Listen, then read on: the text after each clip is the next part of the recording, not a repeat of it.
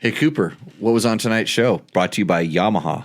We had BJ Smith come in and talk to us a little bit about the YZ lineups and the KTM lineups. Well, he compared them, but he went to the KTM intro, and I didn't get to go, so I might have been a little sour. Yep, he was talking about how there is no kickers on some of the new bikes, and we had our annual rate a bike. Well, it's called Rooster Endo. It's a segment in the show that's actually very popular. Brought to you by Taco Moto.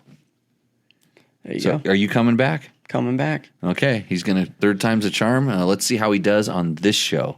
Are you sure about that? Pretty sure. 3, 2, 1. That's how we get started on Tech Talk Taco Tuesday. That was a really good catch that I just did.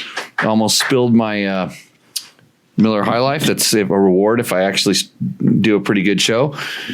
Interesting tonight. Interesting. Live from Pahrump.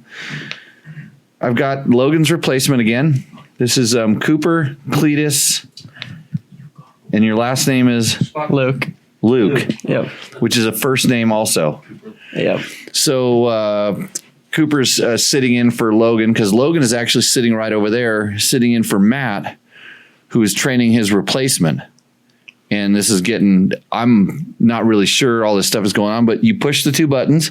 Yes. Show's working. Yes. This is better than Matt does already. We haven't had a technical issue. Yeah. Yeah, we have.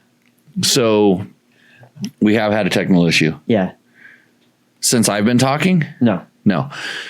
So that's good. And Matt is sitting over there telling Logan what to do. And Cletus next to me is going to do some important stuff. Reading. He understands the hard part of the job. This is your second time. Yep. It's pretty good. So we got to go riding last week.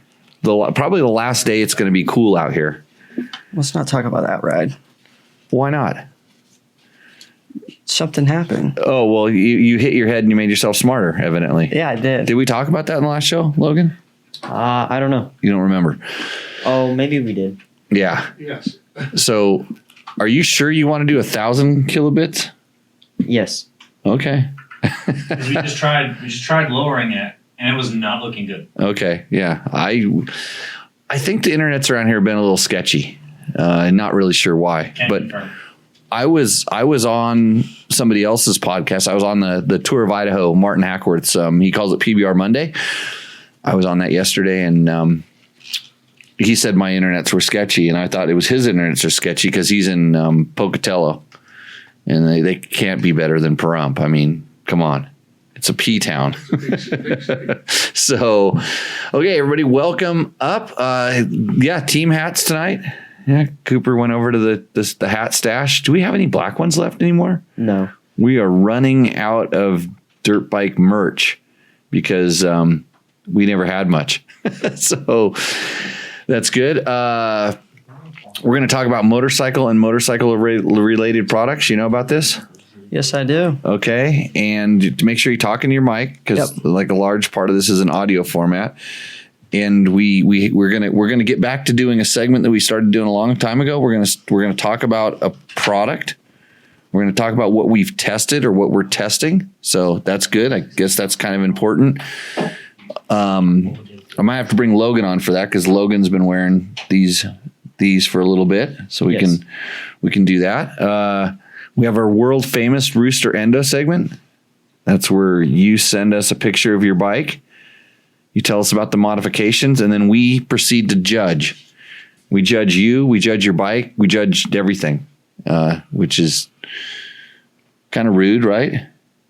Maybe. Normal. Are you gaming, Matt? No, You're not gaming. not gaming. Because I noticed before the show, I mean, there's always this like last minute, and you're responsible for this. Yeah, that was my fault. Yeah, you brought up some gaming, and Matt's like, "Oh, yeah," and then they're talking about like how they're gonna hook their Xboxes together, and they're gonna stream, and their gold level diamonds and things. You got all that? No, that's everything I got. That's all I heard was gaming, gold, diamonds, and what's that thing that you do? It's where Do you read the sponsors? Oh yeah, I'm supposed to read the sponsors of the show. Tech Talk Taco Tuesday is proudly brought to you by Logan. Did you practice this, or should I just do it? I think I got most of it. Most of it. Yeah, you've got to talk into that mic too. Yeah. Got it. No, it's brought to you by Yamaha, Moto, Scott Sports, Climb, DDC, Trail Tech, and Fasst Company with the flex handlebars. And I'm really stoked on my flex handlebars because I've been riding a lot lately, and my wrists feel really good. I rode up in the mountains. Oh, I'm gonna talk. I gotta bitch about something too. So remind me when I'm starting to get happy. Bring me back down. Tell me, hey, weren't you going to complain about something? Because I have to complain about something about people who rape and pillage trails.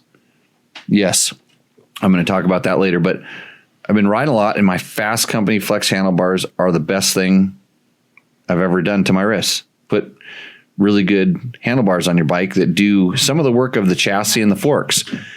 And I have been running them basically since they've been invented. And now they're better than ever. I got them tuned, with the different elastomers. I can tune the kind of damping I want in and out. And a lot of times I hear people complaining about their forks on their motorcycle. Somebody who complains a lot about forks. Yep. Who's that? Logan. Logan does? What? His dad does. I know that. Yeah. Logan doesn't complain much around me. He keeps it kind of, he doesn't ever say much. He's always mellow.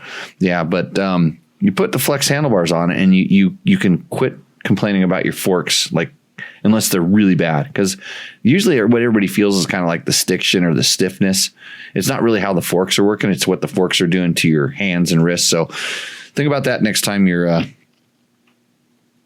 thinking about handlebar purchase. And I've never, ever bent a set. I'm pretty sure in all the years I've been running, I've never bent a set of them. So they're really strong. My sister hasn't. She's ridden a dirt bike 3 times and bent 2 bars out of it. Flex handlebars. Nope. The 3rd time we put flex bars on them and they didn't bend. Yeah, so that's good. Yamaha. Talk about a Yamaha. You pick. Ooh, we going with the 4-stroke or the 2-stroke? You can go with either one. All right, we're going to go with the Yamaha YZ 4-stroke motorcycle. For motocross riders driven to dominate, the Yamaha YZ lineup of 4-stroke bikes are built for victory. Visit YamahaMotorsports.com today to explore what's new and improved for 2022. The YZ 450F and YZ 250F bring the performance with powerful 4-stroke engines, reducing unsprung weight and new suspension settings. For the look of a full factory ride, both the YZ 450F and 250F come in exclusive Monster Energy Yamaha Racing Edition graphics package. And you can take precision turnability to the next level with the Yamaha exclusive and industry's only free power tuner app. Visit YamahaMotorsports.com today to find your Yamaha YZ and enter the victory zone. That power tuner app's awesome. Is it pretty cool? You can turn your YZ 450 into anything you want with that. Can you tune the carburetor with it? Well, if it had a carburetor, yes. Oh, those are fuel injected. It's fuel injected. It is like tuning your carburetor. It's like jetting without getting your fingers dirty. It's really good. Scott Sports. Logan wants to talk about tear-offs. He likes their laminated tear-offs. I'm going to make sure he has some for when he gets roosted this weekend, the Works race. Yes. We'll make sure he's dialed in there. Remind me to get you some of those, get you hooked up with those things. Climb introduced some new gear, new colorways in their gear, and Dakar gear has new colorways. Mojave gear has some new colors. XC Light, both men's and women's, has new colors. So if you want to check out some new colors of Climb stuff, actually the white XC Light stuff, I think I got a set of it. It just showed up, and I'll probably be wearing that pretty soon because need to be staying cool when you're riding. And yeah, all good. DDC sprockets, as always. I think he's got some stuff back in stock. Look at that. Don't throw it at me, whatever you do. It's a weapon as well as a awesome drive chain. All those people make this thing happen. So thanks to them. Thanks to you for watching. If you're wondering how you can participate in the show, do you know how to participate in the show? Go to dirtbiketest.com. Oh, you can send them in. Photos. Right. That was a lot of information right there. Not nearly what I was looking for, but we'll coach you up a little bit. You can watch this. Well, if you're watching it now live, you're on YouTube or Facebook, 7:00 every Tuesday night. That's why we call it Tech Talk Tequila Tuesday. I thought it was taco. Well, we used to have tacos, but now I get tequilas more so. But so that's why I'm so exclusionary to you poor kids that can't have this stuff. This is today's tequila, by the way. Everybody's always wondering about this. It looks fancy. Hussar. Reserva Hussar. Huizar. 35% alcohol. Yeah, it's bad for you, the alcohol part, but the reposado part is really good. How do you pronounce that? Hazar? Hussar. Yeah, so you can't get this in the States. This is something I imported, maybe illegally, but a really good tequila. I actually did a taste testing when I was down there and bought everything I tasted. So the taste testing worked. So back to where you can do the show. It's on our YouTube channel. It's on all the podcasting formats. So The big ones. Are you on Instagram? only the big ones.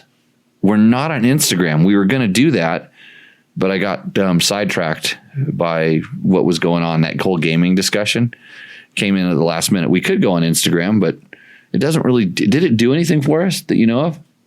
Could you see any sort of an Instagram bump?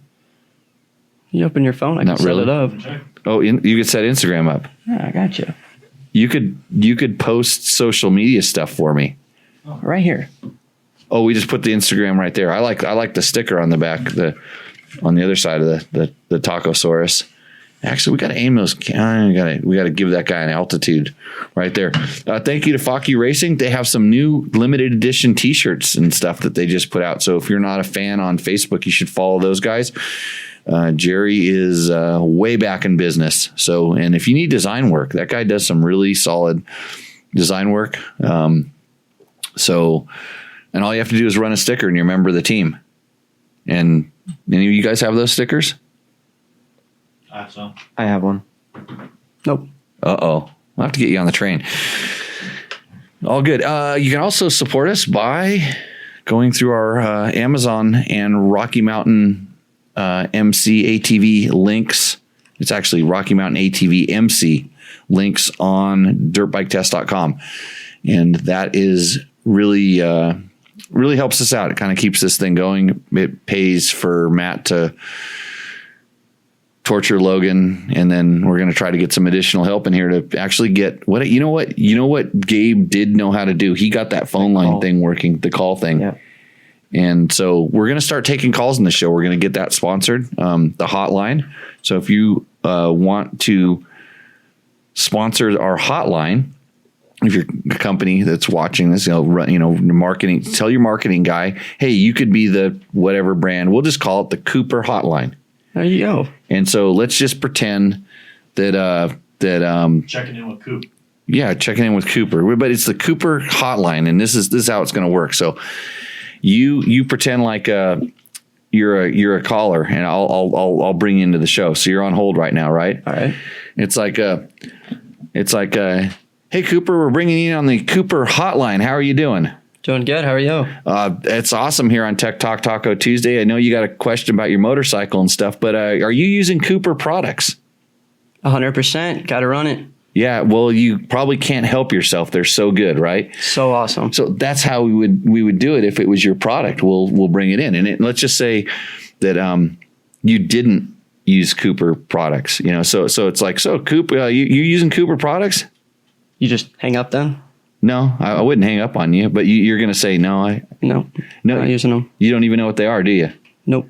They're spelled exactly like your name. Okay. And they're really good. The Cooper products can take you from the novice level you're at, where you ride through bushes, hit rocks and sand washes, and have your bike come and hit you to your head, This is getting personal. to a smarter person. The Cooper products can help you, and then you're actually a Cooper. Gotcha. Okay. Yeah. So we can work your company's shtick right into our program, and you're going to get something every call. It'll go like that somehow. I'll improv it to death. You'll probably get sick of it. So expect a hotline. You know, you can call the Tech Talk Taco Tuesday when you're having an emergency, because some people are actually listening to this while they're working on their bikes. And there's a way we can set it up, especially if we get a good sponsor that can afford it. We can set it up where it takes messages for you. And people, when they call, so they're working on their bike, they're listening to this podcast, they get sick. Jimmy, shut up. It's like, oh, wait, I got this like nut on this bike that I can't get off. What do I do? And they could call the hotline and like ask the question. Then we could play it back. Lots of things you can do with this show. So should we get to the Cooper? It sounds like the Bill O'Neill needs the Cooper product. He needs it. It's already working. It doesn't even exist and we're selling it. So I wonder if he hits bushes. We'll talk about that later, maybe. Okay. Do we have any questions? We have questions printed up, right? I stole the questions, right? Yep, you got the questions. Well, there's this whole Flex handlebars thing that I'm supposed to read, but I already did it. Hey, Fasst Company also makes spoke torque wrenches, impact pegs, brake clevis. I need to get one of those. Brake spring kits. I need one of those too. And clicker adjusters. I have some of those. So let's get right into our question. So back to the original question, how can you participate in the show? You can send us an email. It's real easy. It's my name @dirtbiketest.com. You can send it there. That will get your question in line. You can comment on this show, on the video, when it's up on YouTube after we post it. It's in the live section. You can actually write a comment in there, and we usually fish through those and talk about them on the next show. You can tell us whether we did a good job or a bad job, how much you like Cooper as a co-host, how much you want get Logan back, all those things. If you're good with the gaming, you could learn how to push those two buttons too over there too, Yeah, it seems real interesting. Yeah. So, and if you're in the live chat, we try to go to the live chats and answer your questions, help you guys out. Hopefully you learned something from this show. It's hard sometimes, but maybe that can be done. So right on to the questions. Right on the question. And that's your cue, because I'm really wanting to taste this. All right. Well, while you drink that, we got a question/joke for you. It says, I got a wooden motorcycle, has a wooden frame, wooden handlebars, wooden wheels, and a wooden seat. Guess what? Well, since I hate to say it, since I sent that joke to Matt because it came at the bottom of a marketing email. They were actually writing it to Logan. They were going to tell Logan it was that they liked our post on the YZ125, and they wanted to know if we wanted to sell oars for boats, which are wooden things too. So, Bob, do you know the answer to that riddle? A Woody? A Woody? No. Matt knows because he read it. Did you read it, Logan? You know what happens if you have all that? What were those again? Wooden. A super expensive golf club. A wooden motorcycle. It has a wooden frame, wooden handlebars, wooden wheels, and a wooden seat. Guess what? It wouldn't start. Yeah. Yeah, the bangers here tonight on Tech Talk Taco Tuesday. I actually almost included the rest of their email, because they were, they're crafty enough to send that. It had to do with motorcycles, but I almost 99% sure it was sent by a bot.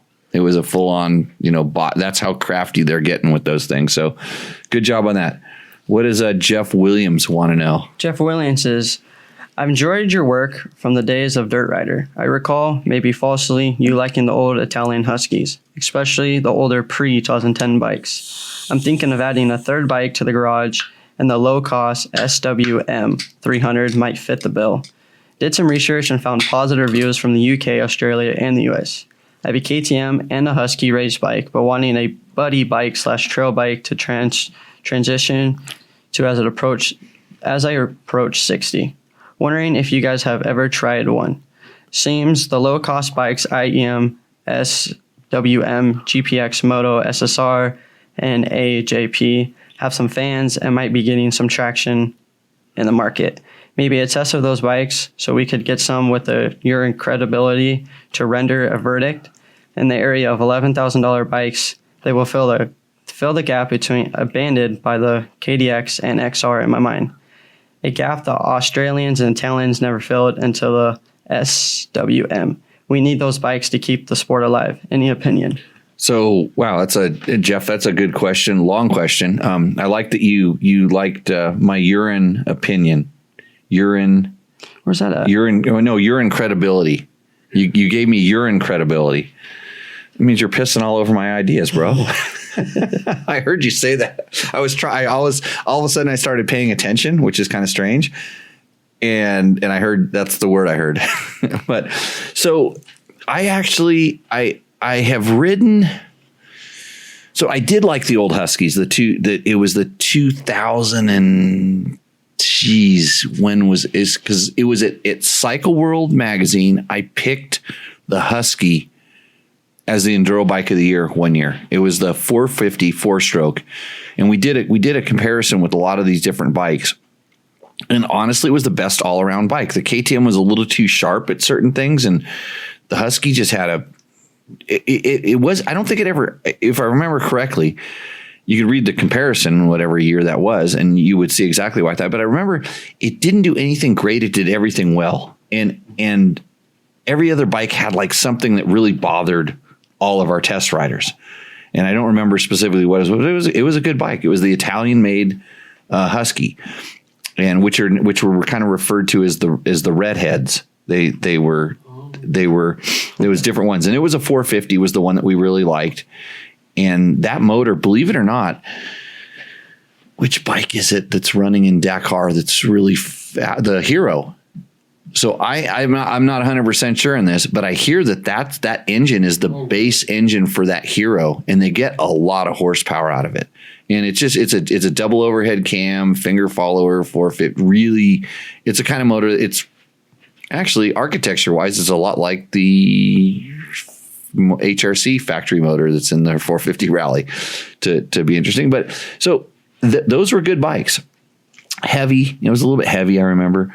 And then at Dirt Rider, when I was at Dirt Rider, we gave everything a fair shake. It didn't matter which color or brand or what country it came from. And just remember that I was not there when they picked the Cannondale's the bike of the year. So, but I did pick the 2010 YZ450, which we're still trying to locate one of those. We did pick the 2010 YZ450 as motocross bike of the year when everybody else said it was crap. And so, we had open mind. So back to the question. So the SMW is that older Husky. They got that stuff. Now it's being produced someplace else. Basically BMW bought Husky and started producing. They tried to continue to produce them in Italy. There was some issues with that. And they basically sold the brand to KTM.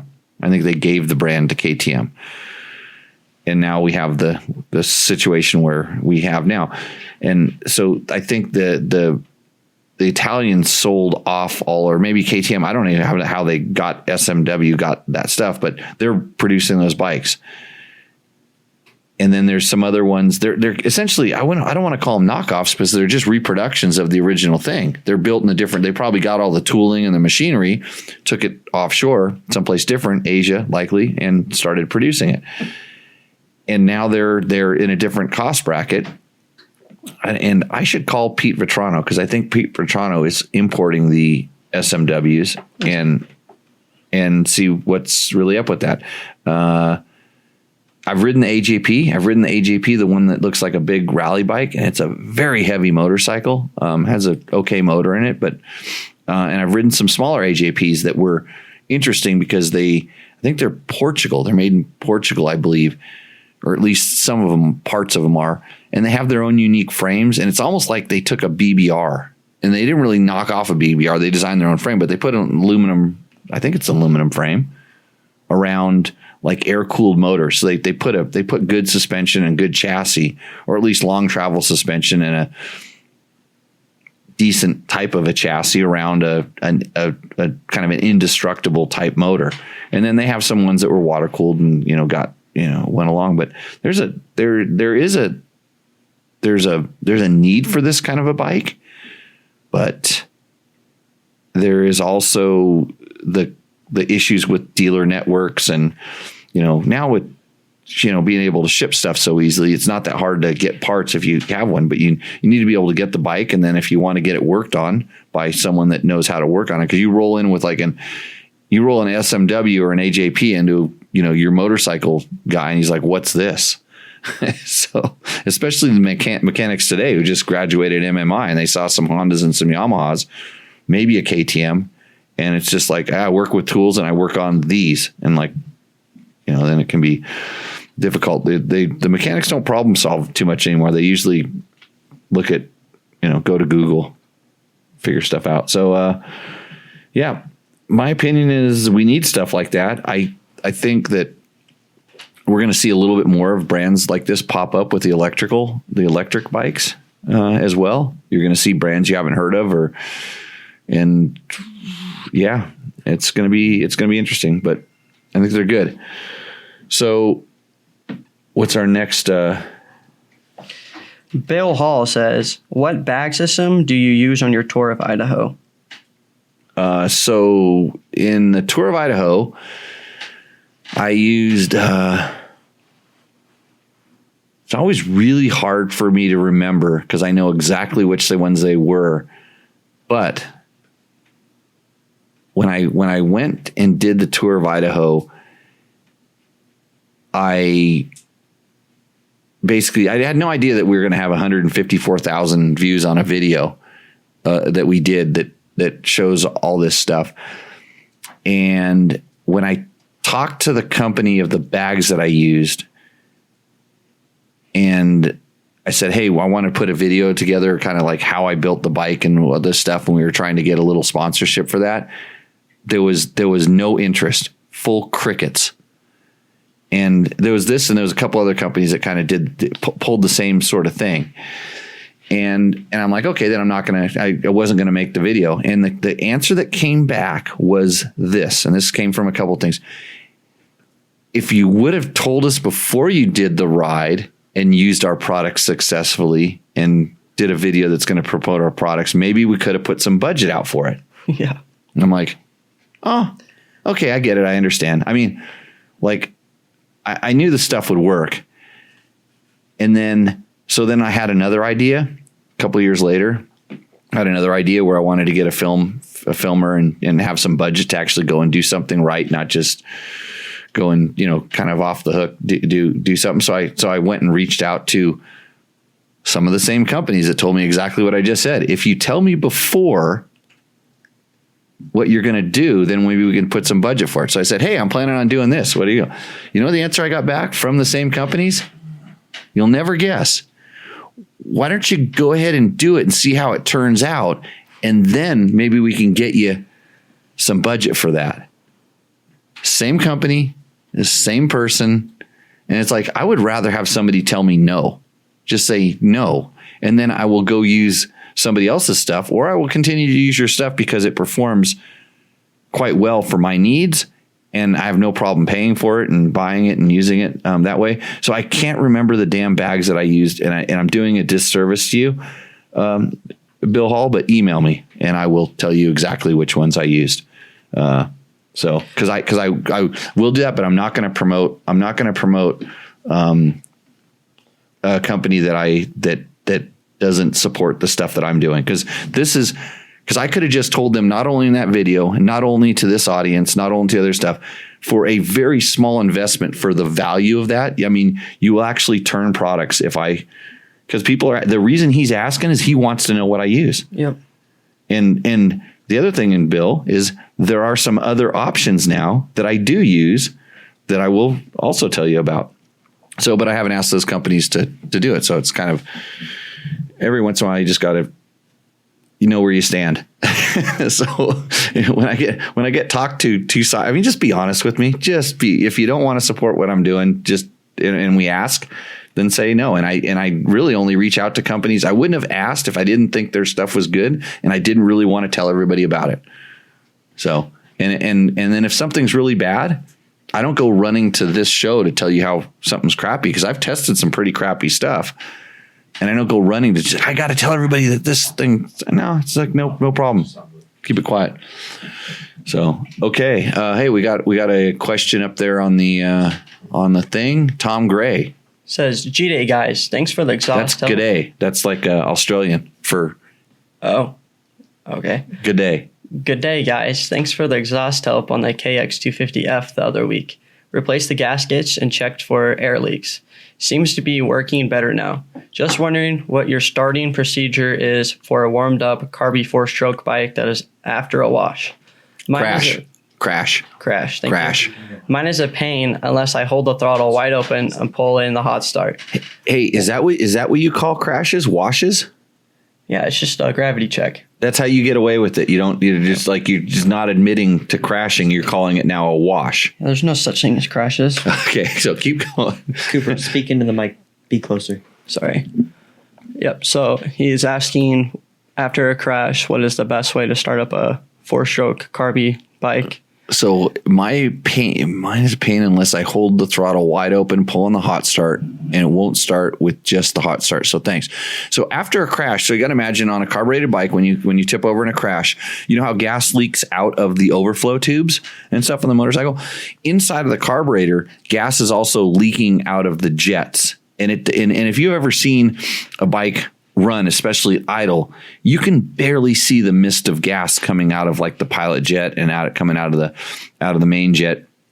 I mean, it doesn't really, you don't really see too much visible gas until if it has a pump squirt, until you pump squirt it, until it's really running sort of, we'll call it like at higher RPMs. So when the thing spills over and that little bit of gas gets in there, it's created a very, very rich condition inside of the intake track. Okay, and when you pick it up, it spills and it's kind of pooling up and hanging out there. So you have a rich environment. So there's a couple things you can do. The hot start, what the hot start does is it basically opens up an extra. It's like opening the choke, but for air. So the choke opens up a circuit that sucks more gas in to enrich in the mixture, where the hot start opens up an extra air circuit. And so no matter what, it's going to be rich. So the thing to do no matter what is, and it depends, and the KX250F has a pumper carb on it. So you have to be careful about this, because when you do turn the throttle, it squirts a bunch of gas in there. So if you tip it over and you kick it and it doesn't want to start, that's because it's rich. Take the throttle, turn it one time, hold it wide open. At this point, you don't need to touch the hot start button, because you've already accomplished what you're trying to do by holding that throttle wide open. Just hold it wide open, because every time you turn, you're going to squirt more gas in there. That's a problem. Then kick it through 3 or 4 times slow, like while it's wide open, and that'll help kind of clean out the intake track a little bit. And actually, I would say even more. Maybe it depends on the bike, but you want to kick it through to kind of what we'll call clean it out. That's going to be sucking the clean air through there, getting that gas into the sucking it in the intake tract, getting into the combustion chamber, burning it.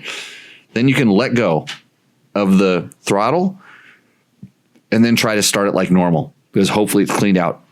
But if that doesn't work, then just kick it while it's wide open. But just be careful, because sometimes they backfire when you do that. Yep. And it backfires and kicks back pretty hard. So that's why I say kick it through kind of like slow or medium. You're not really trying to start the bike. You're just trying to what we call clean it out. So hopefully that works out, Tom. Let me know if that works. And if not, we'll tune it up a little bit and try to go there. But imagine, your hot start, all that's doing is, and it depends on whether it's a hot start as a plunger valve, or sometimes the hot start button is actually just lifting the slide up only a little bit. But you can accomplish that by holding it wide open, but don't do it more than once, because that squirt of fuel is enhancing the problem at that time. So, okay. We got another question on the screen. It says, my daughter is 5'4" and 120 pounds. She's a mid-C racer in the Midwest woods. She'd really like electric start. Would a 250F be heavy for her, or stay 125? What does Logan think? I think any 4-stroke would be pretty heavy in the woods for her. So I would say go 2-stroke. Either that's X Trainer or 125 or the so 5'4" and 120. At that point, you're dealing with you're just dealing with kind of at 5'4", you're right at the point where the seat heights, kind of are a little bit of an issue, I think. Yeah. But you don't ride with your feet on the ground, so don't worry about it. But like for sure, talking about that weight, hey, the new KTM bikes are all electric start, so it depends on how much money you have sitting around in the bank accounts.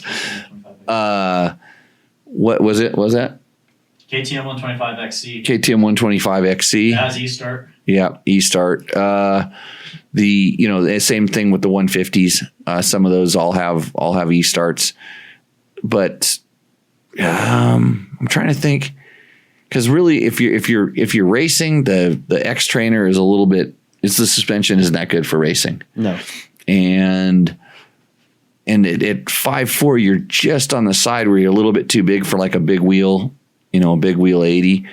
But YZ 125, you could always just kickstart that thing. They kickstart like with nothing. Experience pure performance and exhilarating power with a full line of Yamaha YZ 2-stroke bikes, including the YZ 125. Visit YamahaMotorsports.com today to explore what's new for 2022. Actually, you'd be looking at the YZ 125X for that particular application, and that bike is the same as the 2021, but still a good bike. I really like that.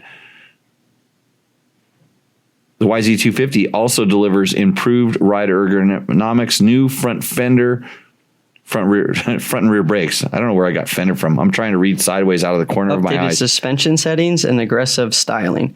For a truly race-inspired look, check out the YZ250, YZ125 Monster Energy, Yamaha Racing Editions. And for the next generation of riders, the YZ65, the YZ85, and the YZ85LW deliver big bike specs in a smaller package. Visit YamahaMotorsports.com and find your Yamaha YZ and enter the victory zone today. Yeah, and MN Family Off-Road Adventures. Logan thinks he wants to get your daughter's phone number. Or what? You guys don't do phone anymore. What, TikTok account? Snapchat. Yeah. Okay. Next question on the line there. Bill Hall's got a couple more. Okay. He says, secondly, did you ever have your bike respun for that ride of the Tour of Idaho? Resprung. All of my bikes typically are like one spring rate up from standard for the most part. And I don't remember at that time what that bike was exactly, but I kind of hover between like one spring rate up. Sometimes only in the rear, when I have a lot of stuff on the back, but I have a lot of different bikes and they're all set up a little bit different, but so it was resprung. All right. Got another question. Were these all sent in separately? No, he's just like all in one question. Yeah. Third, did you have a left-hand rear brake setup for that Tour? Absolutely not. Okay. I can't. I have one on a couple. I have it on a couple bikes, and I can't use it. It's just so weird for me to go quote mountain bike style. Oh, natural. The only time I actually ever use it is I have one on a Husaberg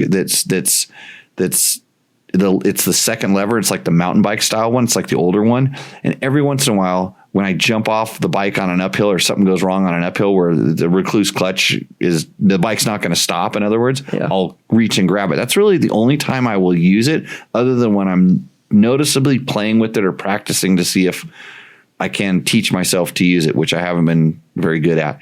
In that moment, you remember to grab it? Oh yeah, I actually, we were doing a hill climb the other day when we were riding this weekend. There was a trail that got torn up. So I'm going to talk about this trail that got torn up, and I kind of had to spin a little bit, and I just was spinning too much, and I just went to stop, but it was really steep, and then I was like, and I had to come back on the throttle to keep the bike running, and it was a 200, and it stalled.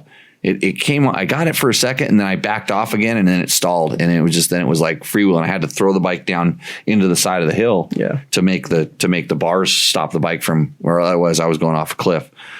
So my buddy just sent me 6 pictures. Oh, he sent me pictures of when we were riding up in the mountains. I'm like, oh, sucker, you're out riding right now. You're so lucky. But it was when we were riding last week. You hoteled it even the night of the tour? Let's see. No, I rooftop tented it the night before I started. The first night. The second night we stayed in a hotel. Third night I slept in the rain, which was stupid because I tried to do a day and a half. I tried to make 3 days into 2 days. So that night I slept in the rain. Then I stayed in a lodge. Yeah, so I stayed in a lodge. Then I stayed in a hotel.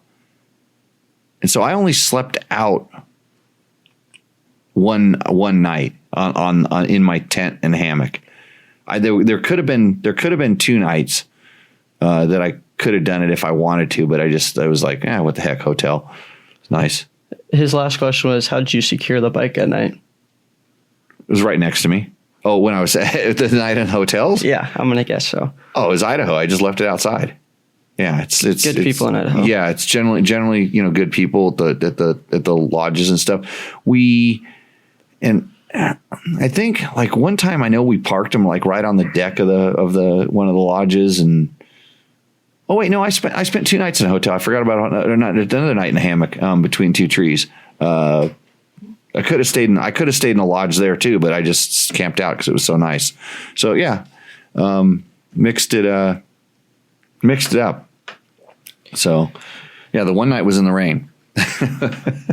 That was not nice. Connor Steele is asking, why is a KTM 450 XCF the only XC model that doesn't get the 6-speed transmission? So I think that they just want to keep the XC and it's the SX. They want to just keep the motor the same. It's just less thing. I don't think they sell a ton of those bikes, and it goes pretty damn fast in 5th gear for guys that aren't doing high speed desert racing. And most guys are like riding Grand Prix on them, and in Grand Prix a motocross gearbox is fine. So I think it's just a cost thing.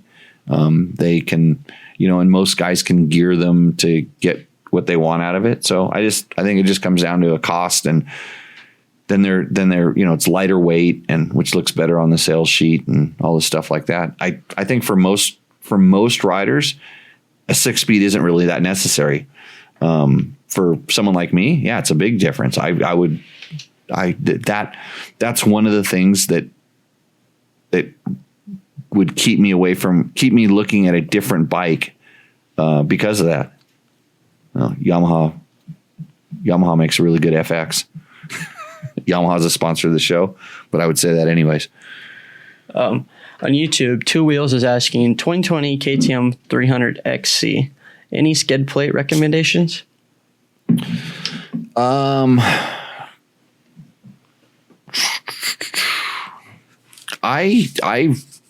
a lot of them out there. I have had really good luck with TM Design Works skid plates. I know when we're doing our Rooster Endo, a lot of these guys are using the Molecule skid plates.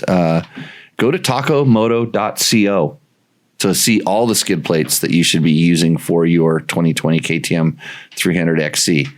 So that would be that's the best place to look. And then if you have questions, those guys will definitely know as well. So great place to get information. Like I said, I've used the TM Design Works, actually also at Chirby's. It kind of depends on how robust you need your skid plate to do. Like what you're going to do. Like the Chirby's ones, I have a Chirby's on a lot of my bikes, and I'm happy with them, but I'm not super smashing them. If I feel like I'm going to do damage to the bike, I might look for one that's a little bit thicker.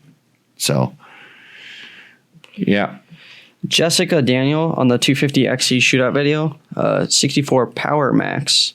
The TTR 125 or CRF 125 is the best bike for a girl. Just a statement. Logan, why didn't you tell NM Family Off-Road Adventures that? Which bike? It says the TTR 125 or the CRF 125. Small. Well, I'll tell you what. When I'm on a TTR 125, I can crush you on that CRF 125, right? Yeah, so that's the important thing there. Don't like to bring up my racing accolades, but that flat track that day, I did damage. The sick mechanic did not like that. The mechanic didn't like it? The sick mechanic. The sick mechanic, yeah. I was just trying to I wanted to put some marks on your swing arm. And I learned that it was with you, it was a lot better to go to the outside to try to put marks on the outside of the swing arm than it was the inside, because when I came to the inside, you turned down on me and you almost caused some high sidesmanship. I thought we're both going down. We need to get the flat track going again. Yeah, we do. Yeah, more flat track. Logan, that means water. Mm-hmm. Yep. So actually, we're in a drought, right? We're not allowed to water. Is that your excuse? We're just putting it back in the ground, so it's all good. Dust mitigation. Yep. Yep. On the KTM 390 long-term videos, there's a question: are KTMs reliable enough to keep for 4 to 5 years without much issues? How many? 4 to 5 years. Yeah. Especially that bike, because it's really kind of under stress. You know, it's an overbuilt motor. I mean, you look at the size of the motor and what's in it, and I've opened it up and looked at it. Stuff's built pretty bulletproof in there, and I know that I know the durability testing they were doing on those things here, because I know the guys that were riding them, and they did 100,000 kilometers in those things, and rode the wheels off of them, and then when we were done with them, they went trail riding on them and just beat them up even more. The test mule bikes. So I don't see any problem with that, and I have in 5 years. What year's my 950 adventure? 2001 or 2. It's the very first one that came over here. So I have that, and my 1090 and my 1190. I have 2 1190s. Those things are well over 5 years old. They're all running strong. They're good. I don't have any problem recommending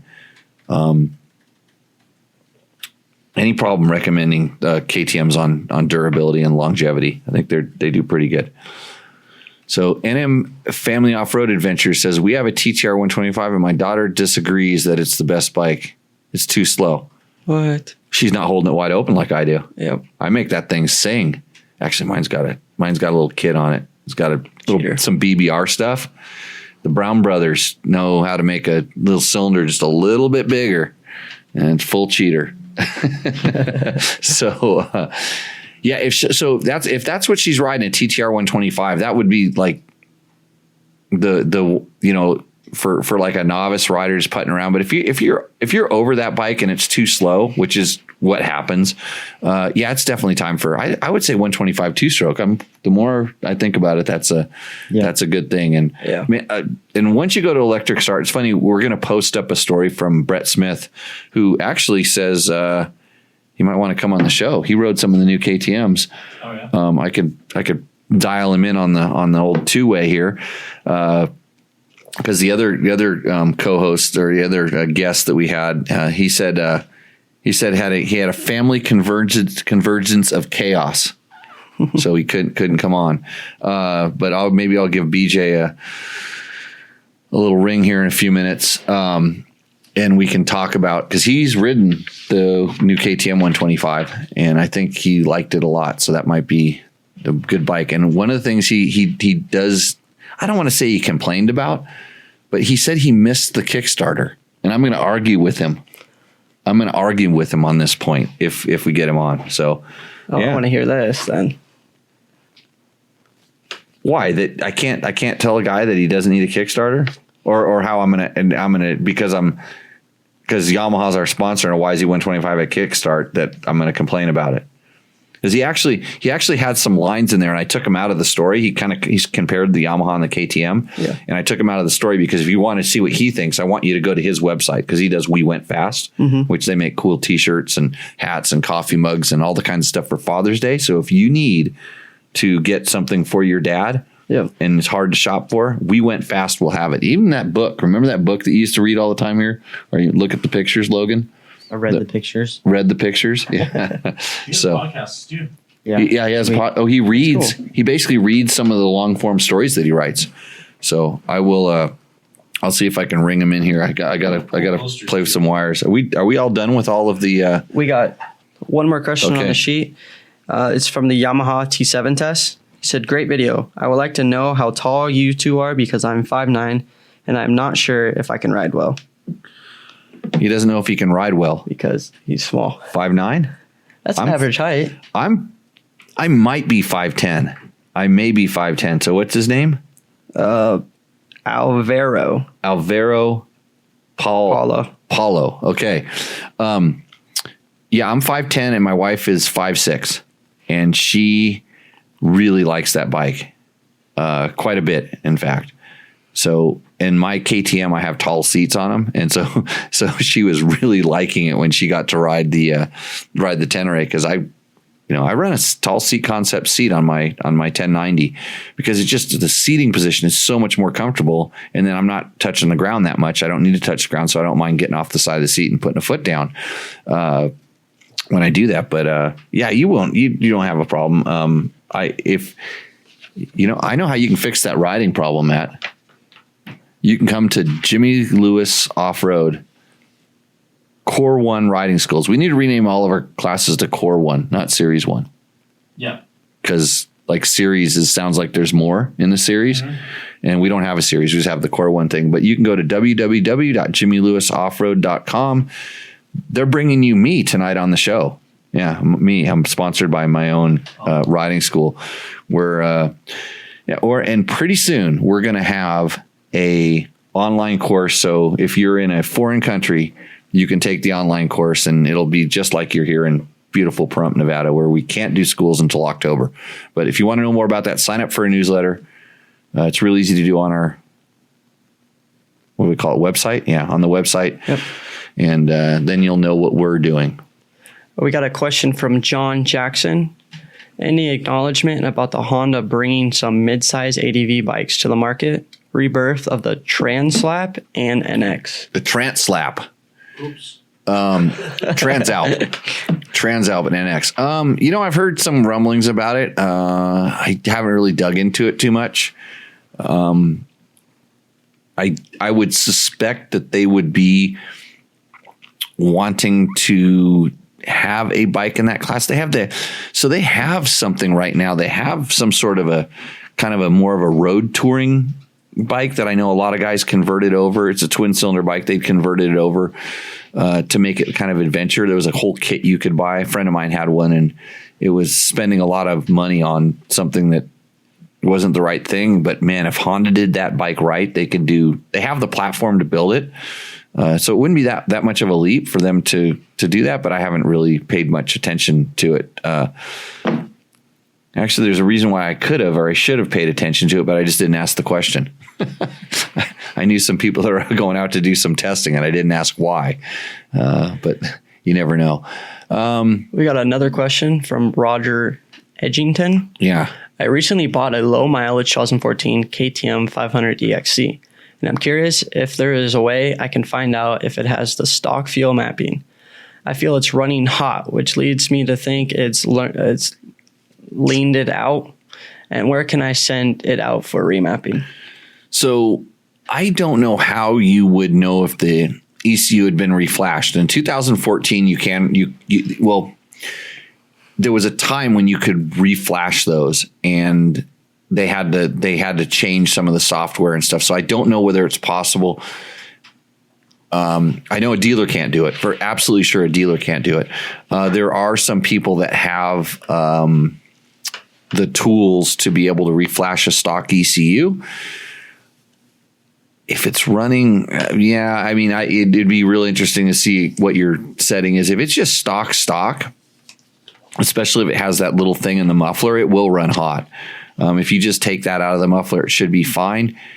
And the reflashing that most people did was to what they called the Euromap, which actually, believe it or not, made it leaner. And then you had to reclock you had to reclock the throttle position sensor to get it to run right. That's why I've never ridden one with the quote Euro map, because Euro bike had a different pipe and it was different to pass different sound tests, and it was equally as jacked up as the map that we had, although the map that we had wasn't really that jacked up. I didn't find it that bad. I had them and I rode them stock and they were okay. What I would do if you're worried about fuel and that stuff is just get a piggyback tuner, like a Dobeck or a JD tuner. Drop that on the back, and I know you can get those from. Guess where you can get those? It's a sponsor. Yamaha. No. Takamoto. Takomoto.co. That was close. Not even close. I don't know how you hitting your head made you any smarter. It didn't really. I'm not noticing it. It's not rubbing off. But the other person that's really good at doing that is Chris Blaze, especially those years. I think if you could send him your ECU and he could probably do something with it. Reflash it. So he has the ability, I'm pretty sure, to. Sour Patch Kyle says we should take callers. You know what? I'll call Brett. Should we do ads before? We can do that too, but Dylan has a question. Okay. Dylan is asking, can you talk about handling characteristics? Characteristics? That's a lot of words. No, it's just one word. It's characteristics. I knew that. When raising or lowering fork tubes in the triple tree? Sure, Dylan. So the characteristics that you would be feeling. So most of the time, and this says, let's just say that if your bike is working perfect and you were to raise the forks up in the clamps, in other words, make the clamps go down lower on the forks, that will yield a bike that turns a little bit sharper and puts a little bit more weight on the front end. It can usually, typically, it makes the front end feel heavier, and depending on the bike, sometimes it makes it kind of like knife in a little bit too much. It makes the steering a little bit too responsive. So we call it, like, I guess in the car world, it's called oversteer. And so that's what happens when you're going to kind of lower down that front end. It makes the bike a little bit less stable, and that's if that's the only thing you're doing. If you take the forks and slide them down in the clamps, and so you're raising the clamp up in the fork, you're raising the front end of the bike, that typically will make the bike feel a little bit more stable. It will make the steering less sensitive. It takes some weight off the front wheel. Those are the kind of characteristics that you're going to get from moving the fork, and it's a very powerful tool, because it slightly changes the trail of the motorcycle just based on the angle on the axle, and it can complement kind of what you're doing with the ride height in the rear, with essentially the sag. So that's the typical characteristics. I would say most riders can feel like a 3 to 5 millimeter. I mean, if you drop them 5 millimeters or raise them 5 millimeters, a rider will feel that. Yeah. And if you really want to, I always say go try it. Actually, do a change of 5 millimeters and really see if you notice it, and you probably will. Then you'll know, hey, I like that more, or that was a bad direction, and then you can go 2 millimeters or no millimeters or whatever it is. So that's what happens. You see the question from Dirt Bike Dreaming? No, I see the Barney Gumble. Jimmy and others. Come to Vancouver Island. We'll rip up some gnarly hard enduro. Yeah. That sounds like fun. I've ridden mountain bikes and electric mountain bikes up there. There's some stuff. Dirt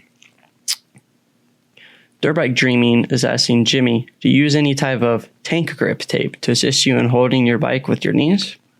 No, because I don't hold my bike with my knees. I think you should go to the Jimmy Lewis Off-Road Riding School. Really? And, yep. So dirt bike dreaming, you should. Well, I can see having grip tape in certain areas on the bike for holding onto the bike in certain ways and different things. And so what you probably should do is try to figure out how you're trying to hang on, why you're trying to hang on. And what we see a lot is people feel like they need to grip the motorcycle with the knees, which basically means that they're A, out of balance, and B, they're not anticipating what they're doing with the throttle and or the brakes. And if you look at your body position when you are accelerating properly and when you are getting on the brakes, you probably shouldn't have your knees anywhere near the gas tank. So those grips that gripping doesn't necessarily work. You might want to look at where in my world, where your ankle is and where the top part of your boot, actually boot here, where this part of the boot is and what's gripping here. And so a lot of times I found that, you see that I hang on with my ankles. Notice that? Yeah. My pants are always looking brand new, but maybe looking at grip taping your the thing you're hanging on with, might, see what it is. So, but and then look, if you start looking at like racers, guys that are really good, look where they're putting their grip tape. It's on the frame rails and it's on the bottom of the seat, the bottom edge of the seat. There's usually some grip stuff there. Yeah, I think it's time for like a commercial break. Do you know how to do this, Logan? The last time I did it too fast. Or we were like still talking. Well, I never shut up. What? I never shut up. No, I went, I wonder if this will work, and just tapped it. Yeah. So you've been prepped on this? Briefed? Matt shaking your head yes or no? Good. Cletus, you're doing pretty good. Thank you. Yeah. You're working on your sticks here. You ready for Rooster Ender when we come back? Yep. Okay, so we're going to take a break. I'm going to try to get Brett on the phone, and we will go from there. So we'll see you in a little bit. If you've ever seen any one of my bikes, they all have flex handlebars on them. What are those, Jimmy? Well, Fasst Company, that's www.fastco.com, makes the flex handlebar, and it's essentially suspension built into your handlebars. They make bad forks good. They absorb impacts like you wouldn't believe, and they're really tough. And I've been running them for over 20 years, and I don't think I've ever bent a set. And if I have, I forgot about it. It was a long time ago. So these are American-made products, and until you run them, you won't realize how good they are.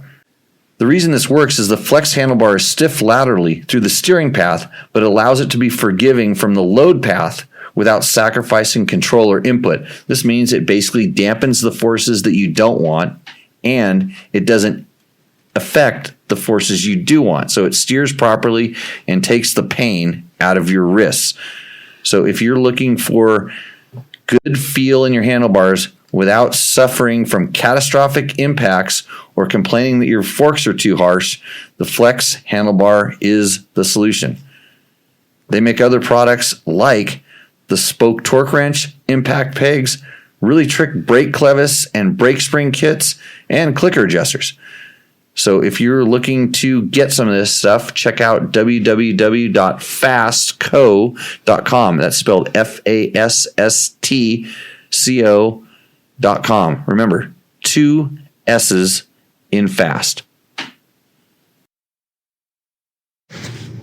What's up, Moto Buddies? Mike here from Taco Moto Co. What is the Taco Touch? It's the best service in the industry. Virtually 24/7 tech support via email or text, and it's like having a dirt bike doctor on call every day of the year, helping you fix your bike or recommend parts or setups for you. If you've ever received an order from us, you know that the Taco Touch extends to our fulfillment, and our orders come with the coolest stickers that you've ever had, buying parts from anybody before, and a handful of root beer barrel candies. All of our Taco Moto Co. branded components come with a no questions asked lifetime warranty, and we'll even extend out the warranty of other manufacturers, OEM, and aftermarket aftermarket parts where we can, sometimes for life. We test and tune endlessly and exhaustively and obsessively. We're trying to destroy everything that we can before you get your hands on it, to look for weaknesses and to improve it, or to make recommendations to the manufacturer. And if it's something that doesn't meet grade, then we don't offer it on the store. Everything that we carry is something that we have personally used, tested, and ridden and raced, and knows meets the high taco touch demanding standard. Go out and get some adventure. And we're back, and I got my headphones on. I was getting ready to chit chat. We have on the phone Brett Smith of WeWentFast.com. Since Dirt Bike Test didn't get invited to ride the new 23 KTMs, we stole Brett's story. I think. Yes, that was a steal. It was a steal, especially based on the price I paid him for it. But I had to remind him that a couple of years ago I did send him as our journalist, our cub reporter, to ride the KTM 125 XC at a GNCC, where he got massive arm pump and had a great time. And didn't you break a finger or something? True. Did you break? I broke my thumb. Broke your thumb. But I finished the race. And you must have done such a good job with that they now think that you're better than us, and you get invited to these things. Even with the broken thumb. Well, he doesn't have a broken thumb anymore. Even with a broken thumb. Someday, Jimmy, you can say, I'm the one who got his kickstart in becoming a test rider. Because I got invited to a Yamaha. I got invited to the Yamaha test, remember? Yeah. You were there too. I was there too. Anything with a 125, I now get invited to. Well, you're known as a 125 guy, which is really good. And let's kickstart this segment off by talking about we're gonna put your story up tomorrow morning on Dirt Bike Test. As long as Trevor, he's the one that does all the photos and stuff, he'll get the photos pulled down. I made fun of some other journalists, and then we corrected that because you don't want to have to endure the wrath that I would more than willingly take. But you were a little disturbed because you rode a KTM 125 without a kickstart lever. Yeah, remember the XC that you sent me to ride? That had a Kickstarter and an electric starter. I remember sitting and an electric starter. So that was my very first time riding a two-stroke bike with an electric start. Maybe I hadn't even ridden any of the modern four-strokes with an electric start, so I didn't have much experience with that. So I still pulled the Kickstarter out and started it that way. Probably through the first day when we went out and did the press photos and all that with Ziegler and Shenmore, I just kept kickstarting it because that's what felt natural to me. But when I got out into the woods and, my skills ran out and I'm stalling at the Ironman, I just, push the button. That became easier. Yeah, you learned. See, I never, ever, I do not want to ever kickstart another motorcycle in my life. This is, I bought a Yamaha TTR 50 as opposed to the Honda XR 50 because it had an electric starter on it. This is how far I've gone down. Like, I just don't want, I've kickstarted way too many motorcycles. So you mentioned missing the kickstart lever, and I say good riddance. But when I got on the 125 SX at Redbud, I immediately went to reach for the Kickstarter because I've literally never ridden a 125 without a Kickstarter, and it wasn't there at all. They didn't even put it on. So I learned that the electric start button is something that you need to adjust just like you do your levers and bars, because it was like, or maybe I just need to figure out how to stretch my thumb better, because that's not a natural reaction for me. Because I kept stalling. I kept stalling the four strokes, and I kept having to reach, and I kept missing the start button because it's just not.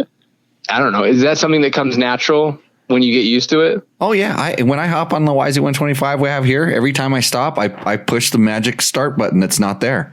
I literally, my thumb goes, it just like, and then I go, oh God, I have to reach down and kick this thing. And it starts like in a half a kick.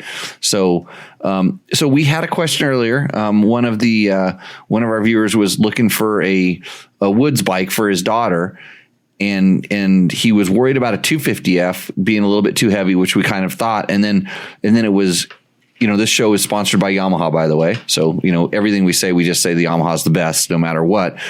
But he also said, hey, what about electric start? And I'm like, the KTM 125s, and the 150s have electric start. That's one of the kind of the cool features. And I think that's a huge selling point, but you kind of like the Yamaha. I took those, by the way, out in your test, I took that little comparison out and I put that if you want to see how what you really felt, and then go to We Went Fast. So it's like a little nugget, but go ahead and tell our viewers now, you kind of did a little comparison. What did you think?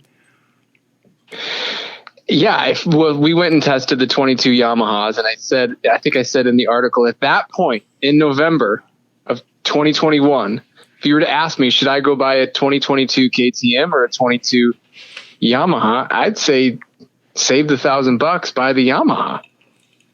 It's a great bike, fun. Yep. The KTM didn't have the fuel injection. It didn't have the electric start. It wasn't completely redesigned. The Yamaha was. Now we're in a position where the KTM has fuel injection, electric start. It's been completely redesigned.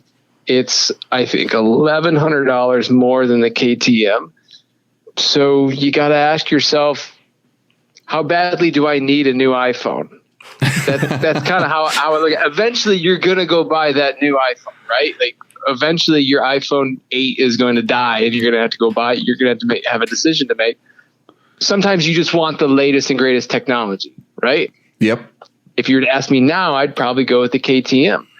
Looking at this guy's daughter, how tall is she? Riding in the woods. 5'4", 120. Yep. 5'4", 120. You're going to get into that position where you're going to be like, damn it, I wish I didn't have to reach over and find that Kickstarter kick lever right now. I wish I could just hit the button. That happens to all of us in the woods. I'm 5'10", and it happens to me when I ride in the woods. So, being 5'4", 5'5", 5'6", yeah, you're gonna want that. I think it really comes electric start, and then I don't know how much you remember exactly like what the Yamaha felt like, and if she was to get one, I would say, hey, get the YZ125X, which is actually the older platform, which actually. And for sure in the X format actually makes a little bit more torque and is a little bit easier to ride, but it's kind of like, once you start getting better on the 125, you're not really riding it where that torque really matters. But then, it's like, for me, it'd be like, okay, $1,100. That's for me, that's worth it for the electric starting. And then what I know about fuel injection, and I've ridden some of the 150s that were fuel injected, like, that's game changing in how low of RPM with big throttle openings you can do. Like, the bikes just don't bog nearly as bad as older 125s did. And even as good as the jetting on the Yamaha was. I don't know. How did you feel that the power was on the KTM? I don't think the KTM, it was insane power. I mean, it was ripping me off the back. And that thing has mapping too. Okay. I'm not skilled enough to understand what that even means. And I just stayed in map 1, and it was more power than I needed. And we were riding at Redbud. There was some deep sand out there. So I couldn't imagine what map 2 was like, which was all the beans you could possibly want. I stayed on map 1 on all the bikes I rode. Yeah. I didn't see the point in, ludicrous speed. Yeah, well, usually that map 1 and 2 and stuff, it doesn't really change the quote amount of power. It just kind of shifts it around. It delivers it a little bit different. And KTM has kind of gone to the way where map 1 is normal and map 2 is a little bit more aggressive, which sometimes means that they build a little bit more hit, into it, and maybe they could get it to run, a little bit, make it. I would really doubt that map 2 makes quote more power. It might make more power in a certain area, but peak power, I think they're all pretty good. But going back to that KTM XC, the 125, I think your viewer's question was also like thinking about getting his daughter a 250F. I was really impressed with the way the 125 off-road bikes handle in the woods. I was concerned riding at the Ironman that a 125 was going to be enough because I was scared of the hills. I had no problem climbing anything. Yeah. And I haven't ridden the 125 YZ, the X model, in the woods, but I actually did a Jason Raines ride day at a motocross track last summer. And I rode the X on the motocross track and had an absolute blast. Yeah. I loved it. Yeah, we took our X out to the Sandy Valley motocross track out here and had a great time riding. It was just a little undersprung, but all 125s are for me. But that's pretty good. And then how were the 4-strokes? They wore me out. So as I said in the article, 125 guy. 4-stroke first. I rode the 4-stroke first just because someone else jumped on the 125, but I also wanted to warm up. And again, we were limited to 5 laps because there was, quite a few of us there, and they only had one of each 2-strokes. So I said, I'm going to ride the 4-stroke first. I had fun, but it didn't put that smile on my face like riding a 2-stroke does. Yep. And so I was a little underwhelmed. I was riding. I can't complain, right? I'm riding at Redbud, fresh track. I mean, it was like riding on water. It was amazing. I wasn't there. No, you weren't there, Jimmy. I wasn't there. You. Yeah. So I did 2 5-lappers on the new 250 SXF, right? Yep. And then I sit for a while, let my arms cool down. Saw the 125 sitting over there alone. Jump on it, grinning ear to ear. I thought my face was going to break. Just charging into corners hard on the brakes, just loving life, just fishtailing everywhere. I'm a disaster. I do my 5 laps. I get off the track. I'm pumped up again. I have lunch. Tom Moen asked me to ride the XCF after lunch. He's like, could you please ride the XCF? Because no one's riding these. Yeah. It was all motocross guys there. I'm like, yeah, sure. And so I did. And I was tired at that point. Like I'm kind of fighting the bike, but the track's getting rough. But I was also like, this is just easy to ride. I can be lazy. I tried to ride the 125 again, and I was just struggling to enjoy it because I was so tired. Yeah. I couldn't ride it the way it wanted to be ridden. And so therefore it was no longer really enjoyable. Like I enjoyed the actual act of being on a 125 again, but it was just kind of a mess for me because I could barely hang on. But then I got back on a 4-stroke. I had fun again because I just didn't have to work. Hold on. That 250 XC, it was XC or XCF? XC, correct? XCF, yes. They didn't have any XCs there. Oh, they didn't have the XCs there. So it was XCF. No. Okay, got it. But they're not that bad on the motocross track. I think most people will be surprised. And in fact, when you start talking to, guys that are not intermediate level motocrossers, those bikes actually perform quite well on motocross tracks. I loved it. I liked it better. The suspension wasn't as harsh. I came up, the tabletops out at Redbud are really steep, and a few of them are long. No. And I tried to do one on the talk about Loracco's Leap. Yeah, I know you hucked Loracco's Leap, like James Stewart. No, I was having trouble doubling it, but I did double it. Yeah, but I came up short on a couple of tabletops, and it was just I didn't get bounced or cocked sideways or anything like that. I didn't get pitched. But I landed flat coming up short on a tabletop, and it was just a horrendously harsh landing. But with the XCF, it wasn't quite as harsh.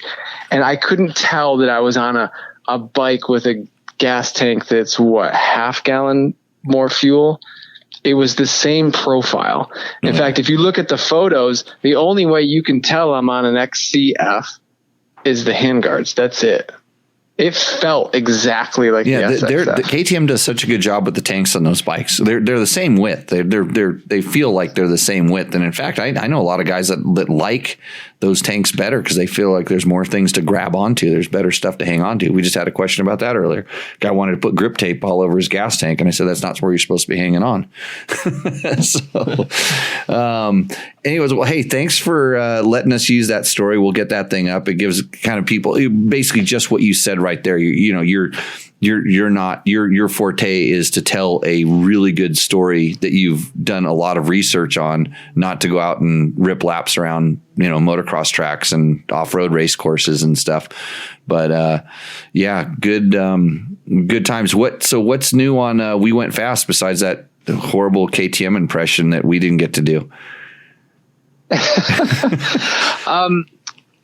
Yeah, I'm in the middle of a couple of stories that I haven't been able to finish, but one thing I need to do is get the Danny Hamill story voiceover into a podcast.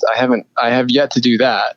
That story is available to read at wewentfast.com, and I think it's available at Dirt Bike Test. Yeah, also, it was in the one and done digital issue. Although there's some talk about reviving the digital issue again. It keeps coming back. Nice. You never know what goes on around here. It's sure not by my effort. That's for sure. I just sit down and talk about how fast it used to be, complain about not being able to go to intros, and then I take off and go riding. So it's a life. So I'm going to make the Danny Hamill story into a podcast because I've yet to do that. So that'll be available on my podcast channel. Search We Went Fast in your preferred player. And the story about the boys who were killed at Ponca City 40 years ago this summer. Oh. That's going to be available in print and as a podcast this July. What was it? It was Rick Hemme.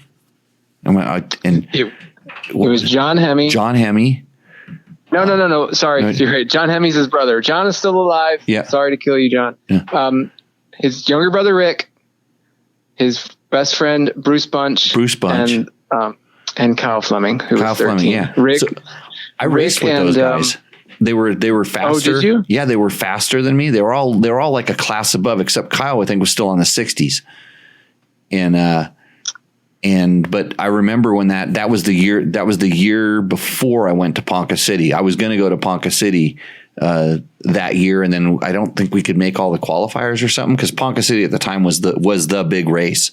It was really before Loretta's had sort of taken off, and so 82 was the first year of Loretta's. Wow, yeah, and it was. I remember I kind of, I'd seen them. They used to be out at Indian Dunes and Saddleback and different places, but they were all really fast kids. Yeah, that'll be an interesting story to read. How old were you in 82? 13, 14, somewhere around there. All right, so you'd have been Kyle's age, yeah, because Rick and Bruce were both 16. Yeah, so they were 80 experts, correct? Yeah, I don't think all three of them were in the same class, but yeah, they were all R&D Suzuki, which was the coveted ride back then, right? Yeah, yep, yeah. That was like factory ride. It was, yeah. There was that, and the Team Green was just starting to pick up and come around at the time, and then I think it was just before Mouse McCoy started riding the Hondas. Yeah, I that was, like I said, that was my that was my childhood back in those days. So yeah, awesome story. So it's crazy, yeah. Cool to I'm like I said, and hey, if our viewers, if you're a James Stewart fan, you've got to read and you voiced it, right? The James Stewart story. Yeah, that's in the podcast feed. I think it's episode number 12, maybe. Yeah, that's an awesome one, and there's some cool stuff there if you're into some history. James Stewart versus Larocco's Leap, I think it's called. Yeah.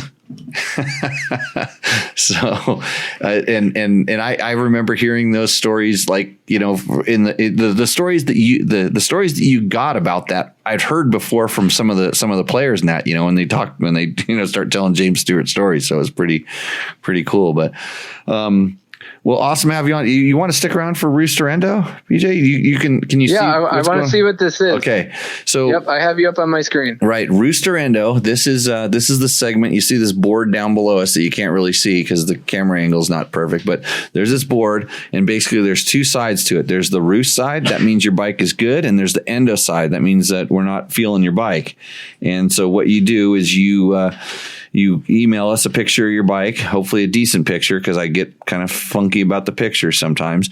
And then we talk about the modifications that you've made, and then you can chime in as you will. So we're going to start off with, what's our first contestant's name? Alexandra Gray. Alexandra Gray. And Logan, you just did awesome. That bike was upside down. And the wrong one. So awesome. It is a wrong. No. So it was the right one. Yeah, I think it was the right one.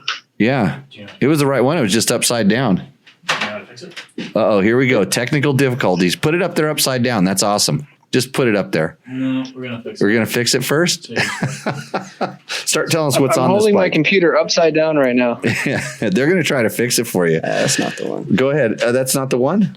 No, that is Mike's Yeah, Mike's bike. Mike Pearson's bike. What? Nope. No, Sorry. it's the right one. Start reading the modifications off. Alexander Gray. It's an EXC 200, 2015. It's got Carca packs. Carca packs? What's that? It's Carapax. Packs. It's kind of like where's that place? Washugal? Where's the? Oh, good Lord. Washuga? Washuga? Washuga? Washuga? We have a mispronunciations problem on this show. It's got a pipe / Why is the plate. swing arm orange? Well, they make these protectors. He'll probably get to that. Yeah. Polysport E-Blaze headlight, tubeless, KTM Power Sport seat, Climb tug strap in the front. Climb tug strap? Yep. I don't know. Kyra handguards. Did I butcher that? Sycra. Tusk back brake. A Cerebix. A Cherbis. A Cervix. I even practiced that. Cervix. A Cervix. I have a shirt. I have a shirt from them that has a chair Yeah. and some bees. That's how you remember it. I even practiced that too. Okay. A cervix means sharp and forthright. It's got a WP suspension, 2-inch lowering kit, and that's about it. Does it say what that skid plate is? It is not. The skid plate / pipe protector / Oh, that's the bash plate. It's the Carapax. Carpax. Yeah. It's pretty dope.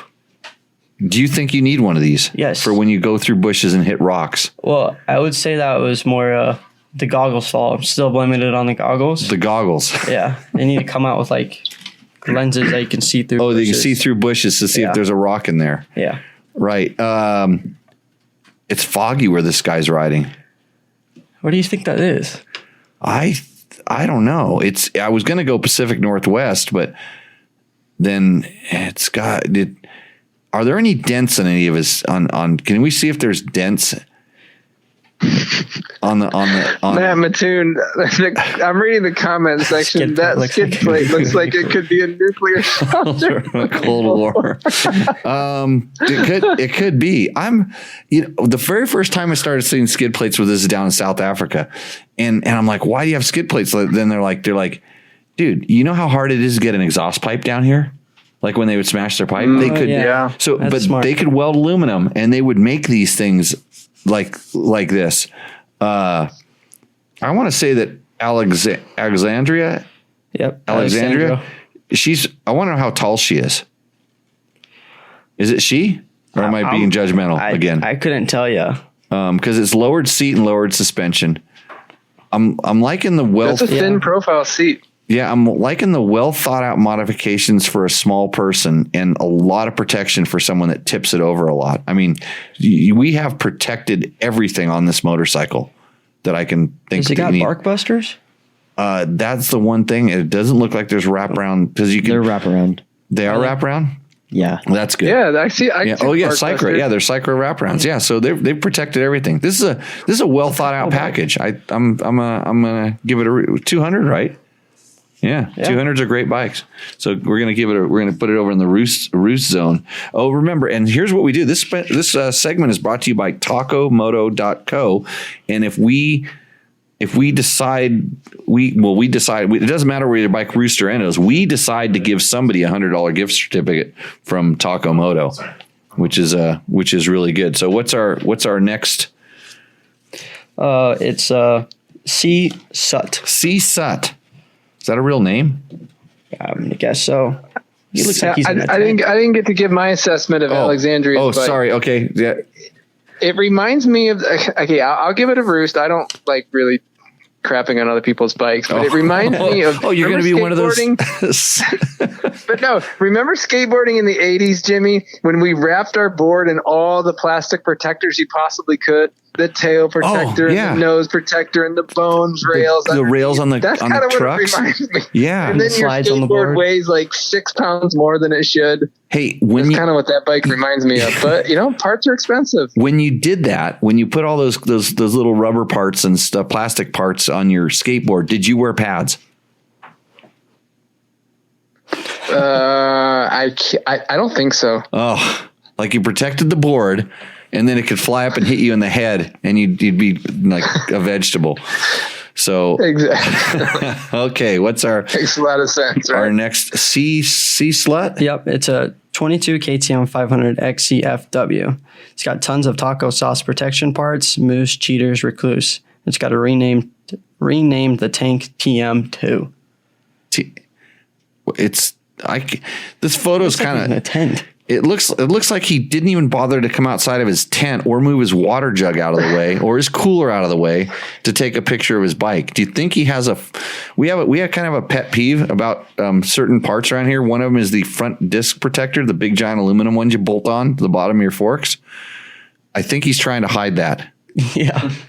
I think you would not believe the effort people go through to hide their front disc protector on this show. And I think he's done that. This bike, other than that, looks pretty stock. It looks like just another 22 without the... It doesn't look crash at all. Doesn't look crashed, which I don't like crashing, but I know we can argue about crashing, me and you. Oh, good Lord. I give it a roost. Oh, you give it a roost just because because you're nice and you're not going to be judgmental. This one Endo's. Well, he didn't do any. I can't see what he did to it though. Took a horrible. Why are you giving it an endo? He took a horrible. He's got a post sticking out of his seat. He didn't even. It's like this guy was watching the show like 2 weeks ago Tuesday, and he was in his tent out riding, which I wish I was too. And he said, he rolled out of his tent, took a picture of his bike, and emailed it to us, and that's how we got this photo. There's not enough effort, because if you're out camping, you're probably in a really bitchin' beautiful place. And you could get up early and go get that morning light and shoot a nice photo. And then That's true. Yeah. That's it. Yep. This is not a good photo. Not a good photo. So it's going down on the endo side of the spectrum right there. That's how we work here. All right, the next one's from Isaac Bailey. Isaac Bailey. Oh no. Okay, here we go. This is a 2022 KTM 500 EXC and EXCF in Alaska. Pick was 2 months ago when new. It's got a Pro Moto end cap, PCV, BRP, RDS with Scott sub mount damper. Oh, this is the word again. Sycra Pro Bends, filter gaskets with filter skins, Tusk luggage rack, flow foot pegs, and a Cherry Bee skid plate. A Cherry Bees. Oh, I thought I had a Cherry Bee. A Cherry Bee skid plate. I even got excited. You were close. It was better than Acerbis.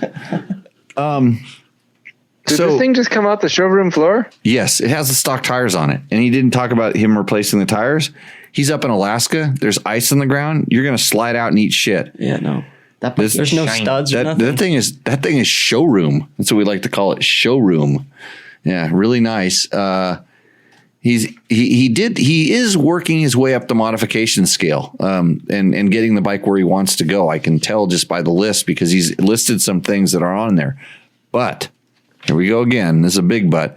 Your bike is tied down in a truck with the kickstand down, which I'm not a big fan of that particular maneuver.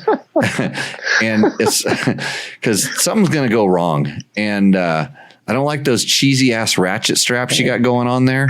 The ratchet strap's not even closed. That thing's going to go flying. Yeah, you're loading. I don't know if you were so amped to get your bike onto Facebook that you couldn't bother to tie it down properly, or take a picture of it someplace nice where it looks like it's going to be ridden. It's in the back of a truck. He's got a cool rack in the back, though.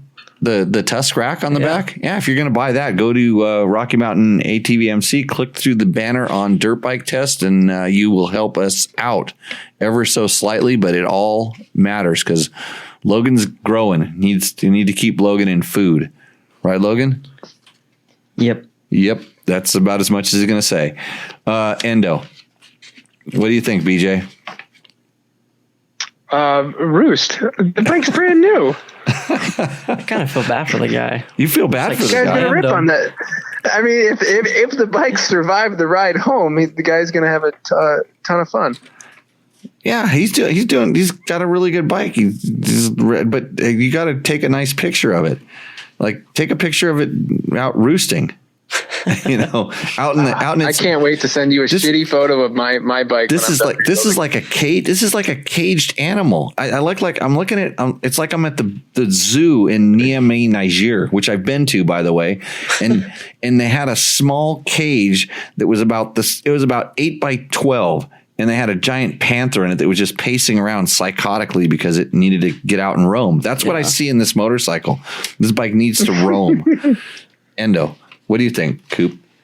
Well, we slammed him pretty hard, so I'm gonna say roost. Oh, you're gonna go roost too? Well, go ahead, put it up there. I'm not the boss. What do you of think, this Logan? thing. Yeah, what do you think, Logan?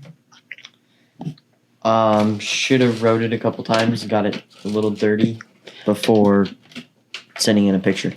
I think you should have made a little more effort on the picture. So what does that mean? Endo? Yeah. Oh, it's back. It's tie. Need a tiebreaker. Matt, tiebreaker. He's not saying anything. His head's going side to side. Any dirt bike, Alaska roosts. Oh, it goes back up there. That doesn't count. Matt's an Alaskan, yeah. So he even posted it up in the chat. It's not a good time. Yeah, you ever heard of mud bogs and peat moss? It's the whole state. Yeah. Yeah. So okay, next question. Next one. Next one's from Mike Pearson. Mike Pearson. It's a 2016 500 EXC.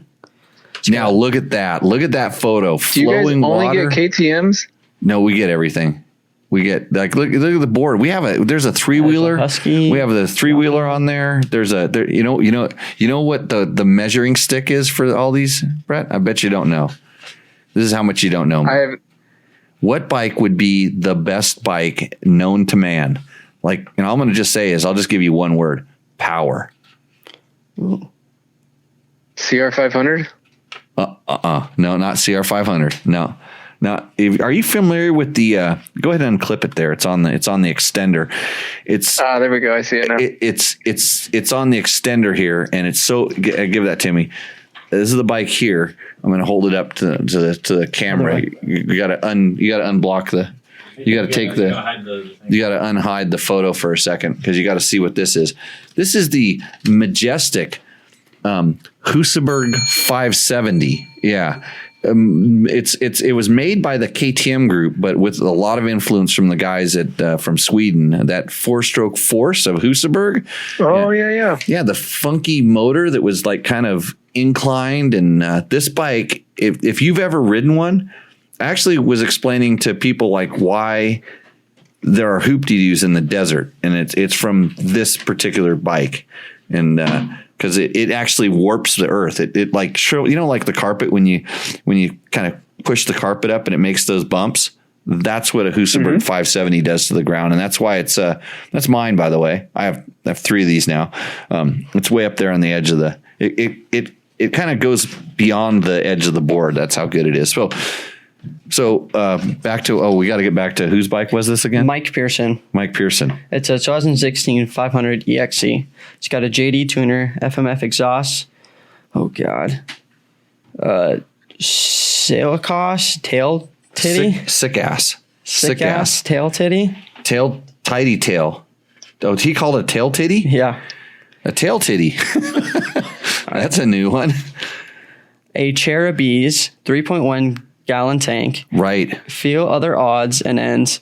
Have some other goodies that I haven't got on yet. That's all. He has a double take mirror. Discard. What? But it's not but it's only the plastic one. I'm okay with that.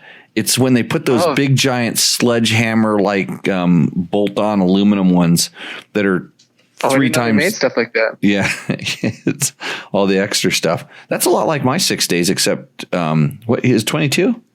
16. 2016. 16. Because mine's a 20. My 6 days is a 20 or something. What country is this? Italy, right? Yeah, Matt says it looks a lot nicer than the 520. I mean, the 570. What? No. There's no comparison. Easier to work on than the 570. Oh, you're right about that, Logan. You're absolutely you do not work on Husabergs. Just ride them. Don't ever have to work on it. That doesn't come into my consideration on Rooster Endo. But the photos do. I like where this thing's out. It's ready to roam. He's got some goodies all over it. That looks like a nice bike. This one roost. I'm going roost on this one. Yeah, I'm going to go roost too. Roost too? I'll roost it. I don't like mirrors, but I'll roost it. Oh, you don't like mirrors? No, I mean, it's just I'm a cafe racer type, right? I don't want extra crap. The mirrors, the mirrors that he has on that, those are double take mirrors. And the interesting thing about them, by the way, if you want a discount code from Double Take, email me, I'll hook you up. The double take mirrors, you actually just they're on a ball mount, and you just unscrew them and they just fold down and tuck right out of the way. So when you get into the trees, yeah, that is a good feature with those double take mirrors. You saved this one for last, didn't you? Yeah, this one's... Who are we looking at? You guys got to bear with me on this one. This is Joshua Adam Sander. He doesn't even start off what kind of bike it is. He goes straight into what's it got. The 2-page list. Yep. So here's what we're going to do. Let me read this. Just because I can get through it a little bit quicker. I can save you the pain, and you can look at it. And what we're going to do while I'm reading this thing, and I might just get bored and crumple this up and throw it behind my head, is we're going to try to figure out what kind of bike it is. Because right from the get-go, Joshua Adam Sandor, is we need to know year, make, and model. It's like one of our requirements. He was too excited. He was so excited to make the list of... Actually, you start keeping track of how many modifications have been done here. Seat concepts, rock risers, Fastway, Evo, Air, Baja, XL Pro, full of Turbis, plastics, frame guard, oversized tank, handguard, stator cover, plugs, trap, skid plate, ceramic clutch cover, KTM hard parts, rear brakes, mellow design, swing arm protectors, road grips, G2, sick ass, Midwest Mountain, cheap brake lever adjuster, Moto Co. What did he get from Moto Co? He didn't even mention. He just wanted to put that down there. Fork wrap turn signals, LED flashers, sick ass this, custom that, Power Commander 5 Taco maps, desmog. He's actually doubling up.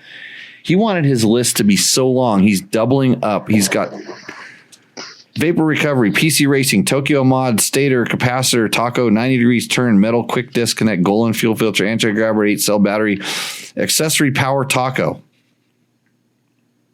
What is an accessory power Taco? Tacosaurus. A Tacosaurus? P3 carbon fiber header carver. Trackmaster 2 tubeless tubes. Tusk. It just has Tusk. Rear bearing seal cover. Foot controls. Oil filter cover. Fork shoes. It really has fork shoes. What are fork shoes? This guy's making up modifications. Maybe they're like... I mean, they're definitely like some different... Yeah, you can't see his forks. They're like blacked out. Yeah, I think those are He's got covers on them. Yeah. Oh, it could be. Bulletproof designs, radiator guard, chain guide tap, super sprocket 14x8 stock. Dirt Tricks front with Dirt Tricks dome washer with replacement countershaft seal. Primary drive X-ring, giant loop handlebar bag, complete Creft Moto suspension overhaul, revalve control, oversized rear centrifuge XL, premium shock body, micro finish on forks front and rear, 40 hours stock with seat concepts and heated Turbis skid plate. It didn't really have a heated Turbis. It didn't really have that. I just threw that in there. Then he fell down the rabbit hole, is what he said. We could tell. For sure. This bike is the rabbit hole. But he has taken a picture in a really nice place. I'm claiming Pennsylvania. It's a pretty color bike too. Yeah, it looks pretty nice. That could be Georgia. Georgia? Georgia. Yeah, it could be Georgia. Yeah. I'm claiming It's really green. Maybe Pennsylvania. There's some hills. I don't know. It's pretty flat though. Flat out in the no, actually there's a lot of hills there, just not like what we're used to, not these big giant mountains.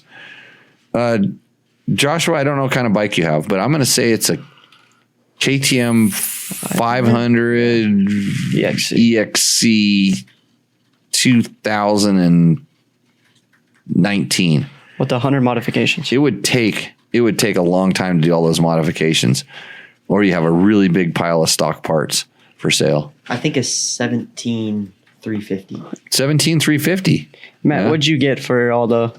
Did you calculate that What's that? for all the How many mods there was? mods? 66 mods. 66. 3 away from an automatic roost. Holy son of Oh, a- really? Yeah. Oh no! Don't do 69 mods. Don't do that to this show. Automatic, nice. Yeah. Okay. There's no way you can't just hate this bike, though. You hate it? No, I said there's no way you can't. Well, I mean, can't. You I hate can't. this bike. You're just gonna say roost, right, BJ? Yeah. So modifying a bike to me is putting a sticker on the rear fender. So You and me are in the same boat. I am not, I just don't. I mean, even my pickup truck, which is 21 years old, I put a "We Went Fast" sticker in the back window. That's the only modification I've ever done. Yeah. I just, oh my goodness, and the colors.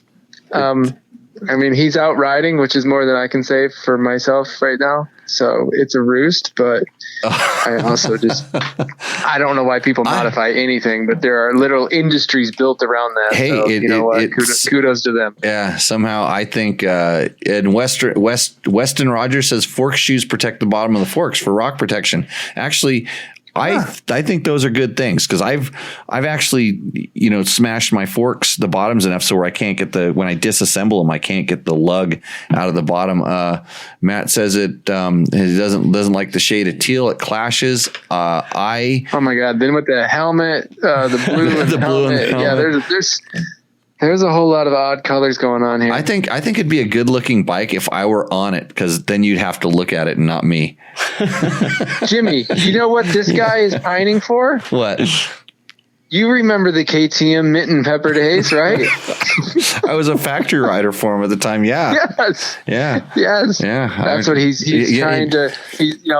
Early 90s meets whatever year. 2020. Yeah. You know what happened to KTM shortly after they did that, right? Oh yeah. Yeah, bankrupt. Yeah. Bank took it that over. was the color of not Color money. did it? Yeah. I think I'm going to give him a roost just for typing all that crap out, even though I'm going to give him a roost for making up modifications. You guys can end him. Well, BJ said roost. What do you say? I say roost. Oh, you say roost? He took his time and typed all that out. Yeah, okay, he's going to get a roost. Okay, now comes the time in the show where we actually pick the winner. Didn't we last time? Didn't we just give it to the girl just because it was a girl? No, We didn't do that. we did not do that. We did not do that. But we totally did do that. Oh, Logan did It that. was a girl. She had a sick bike. Yeah, Logan had Logan. Yeah. I can't give it to that last guy because if he had $100, there's nothing he could spend it on. He's already bought the farm. So Joshua's out. Joshua's out. Mike Pearson, that was the one I think was the best bike, the one I would actually want to take off and go riding on. The 6 days one, right? Yeah, that's mine. I'd give it that's to a the guy 500. whose bike probably fell out of the back of his truck in Alaska. The Alaska Isaac. guy. That was Isaac Bailey. Okay, so I was almost thinking since I was mean to Isaac about the ramp. You know what? Mike Pearson had a good photo. C-Sut was not going to get it. There was no effort taken for that. The C-Sut. And then Alexandra Gray. I think that was the girl. Yeah. Well, we don't know. We can't tell anymore. Isaac, Alaska. The Takamoto money's going to Alaska. You Right? even dogged him, yeah. Nice. I think you Yeah. put him. Well, I did the bike endo because it's in the truck, but that this way he'll take it. Let's see. Hoops is a guy with an afro running around in his underwear on a wood court trying to put a ball in a basket. When we ride off road, they are called hoops. Okay, hoops, Interesting. hoops, and whoops, hoops, whoops. I have to add more W to my whoops. Gotcha. Okay, I don't like hoops. Make sure you do that. Or hoops. Actually, I was no good at that either. So, well, BJ, hey, it was awesome to have you on tonight's Tech Talk. Thanks, guys. We got to when we do a 125 comparison, we got to figure out how to get you out here. Yeah. And Yeah, I'm game. Do something. Actually, we should go back to where you're at. We should go ride someplace in the green. Out here's all dry and dusty and Valley of the Dirt people. It's a little ugly at the moment. But Yeah, is it going to be an off-road test or moto? it depends on whatever bikes we have. We should do a motocross comparison at some really sick tracks. That'd be Tomahawk in West Virginia is a really nice track. yeah. Nice loamy dirt, pretty easy jumps. Yeah, nothing too crazy. That's great for all. That's what I like these days. Abilities. Yeah, cool. Well, we'll look forward to the next riding. When you get in trouble for loaning me your story, I'll try to bail you out, and you'll just get me kicked out of more intros, and you'll get to go to them because it's obviously, you're obviously doing something right over there. Oh yes, I'm such a great test rider. I can't even ride all the bikes they had to offer. Hey, I have a picture of Damon Bradshaw underneath his YZ125 from the YZ125 intro. If you need that for any of your stories, yeah, that guy can't slow down. Amazing. No, I was standing right there for that crash. Yeah. That's obviously you were too. That was nuts. Yeah, I was going to get a picture of I was actually on my bike still. I was still riding. I was like waiting. I had let them go by, so I didn't get run over. So I was kind of following. Yeah. So awesome to talk to you again, and we'll see you in the near future. So keep in touch. Thanks. Bye, Matt. Bye, Logan. See y'all. Okay. So that is BJ Smith from We Went Fast. Hey, he's got a lot of cool stuff for Father's Day, like I said. So if you are listening to this, check out wewentfast.com. Whether you're driving, go ahead and just yell it at Alexa, right? Is that what you do when you drive? And then it comes up on your heads up display in front of your screen? Oh, I'm not sure. Yeah, I don't have any of that stuff Siri. either. Yeah. You're more worried about your window that fell out of your car today. So, a reminder to talk about trails getting ruined. Oh, yeah. Okay, so yeah. Do I want to talk about that? I want to talk about that when we're going to do a product test, and Logan has to come on for the product test. You should probably come on. Have you worn the CD Tojo? A Toho. Logan's got those. Toho boots. Yeah. So Logan will come on for this. But so my complaining is because, and I was going to do a little more research on this, but knowing me, I just didn't have time. So if you're one of those people that goes riding in a riding area that you have not worked on, built trails, donated to the land use groups that are keeping the thing open, and you go riding in this great, awesome location, and you go on the internet and you tell everybody how awesome it is, and you post pictures of it, and you say where it is. This is where my pet peeve comes in. If you say where it is and start naming locations and trails, I hate you. I hate you because you're destroying like a lot of hard work for people, because there's different types of people out here. There's people in the world. There's people that are producers, and there's people that are consumers. There's people that are assets, and there's people that are liabilities. And a lot of the people that are just sitting around on social media looking for something to do, they're looking for the best places to ride. And you just named it. These consumers, these liabilities, go there and they tear up the trails. They're not responsible. And even if you, and even if you found it from another one of your buddies that probably said, hey, don't post about this, or you saw it on social media and you went there, and now you're bringing 3 of your friends, and you're going to bring one of those guys. So if you're one of these guys or gals, doesn't matter, that's going out there and you especially in areas that have high traffic and the potential for high traffic, and you're bringing people, tell them not to post where it's at. Tell them not to share the track logs of these trails that somebody put a lot of time and effort into making and creating, and they know how to not spin a tire. They spent time building water bars. They moved rocks. They've cut brush. They've cut logs, and these dipshits that show up and just go ride them, they're never going to come back. They're never going to work on it. They've never attended a land use meeting. They've never done anything. They just go there, post, oh yeah, look at me, I'm rad.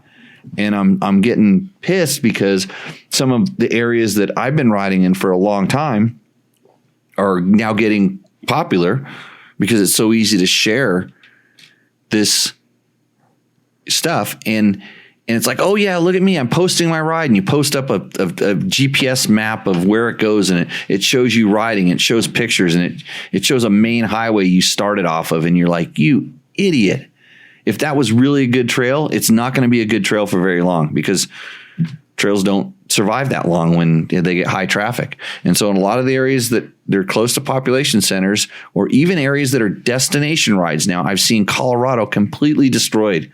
A lot of areas in Colorado because of this. I've seen areas in Idaho that are just completely destroyed. And it's happening all over the place because some Insta weenie, wants to post and say, hey, this is where I ride. Look at me. I'm so rad. I did all these rad trails, and some of them are so good I rode them twice. I'm like, you're an a-hole, because I've never seen, and I know you, and I know a couple of yous, and I've never seen you out with a chainsaw. I've never seen you with a rock bar. I've never seen you dig a water bar. And I'm pissed because you're the same jackass that spins your tire and tears big ruts. I'm the same jackass that cuts corners. You're the same one that digs a rut around a switchback. And so I'm mad. I was disappointed, but I did see some responsible guys out. I did run into some guys that were responsible, and they, you could tell that they were on some tough trails and they didn't dig them up. And it's nice to see those guys. And when I did encounter them, I said hi and just was kind of curious how they found out about it, because if it's some dipshit sharing track logs or something like that, I'm gonna be a little pissed. But I informed them about it. Say, hey, this is the local user trail group for this area. You should join them. You can donate. They tell you when there's work weekends, you can come out and do some stuff. Be part of it and that. But don't go sharing all this crap on social media and stuff like this. And it's not just here. I see Tim Morton's in there, and he knows it's happening in other places too. It's all over. It's all over the place. So, yeah. So I was really happy because I was out riding and enjoying it, but I'm really sad when I see how destroyed some stuff has gotten because of ding dongs and the fact that I know some of these guys. I can't wait till I see you in person, because I'm going to tell you what I think, and then in like a bad way, and then I'm going to find out where your favorite trail is, and I'm going to go tell everybody about it. I'm going to destroy something you love. So, anyways, think about that. Think about your favorite trail, and if this strikes a nerve and you're mad at me right now, guess what? You're guilty. So that's it. Okay. Somebody says those damn tour riders making movies are the worst. I think Brian's slamming me right now. You slamming you? The Tour of Idaho. Yeah, I made a movie. Yeah. You know what's funny? There are places where their trails need more use. Mm-hmm. There's trails that need maintenance and stuff, and if they don't get used, they don't get maintenance. And Brian actually spent a whole summer working on. He was working for the Forest Service, cutting trees and trails. And it's good to be in a state where you have an OHV fund that does that. See, because of these ding dongs that I'm talking about, our OHV fund, different funds, different states, they spend money building fences, building signs that say no, closing off trails, rehabilitating and restoring areas that, are really good trails. But all of a sudden, since, back in the old days, you couldn't see where they went. You did out of sight, out of mind. Now you can see it. And what do? Put a big fence up. So yeah, that's it, off my chest. So Logan, what are we going to talk about? A Tojo? Ectojo. So this is the segment where we talk about something that we have been testing.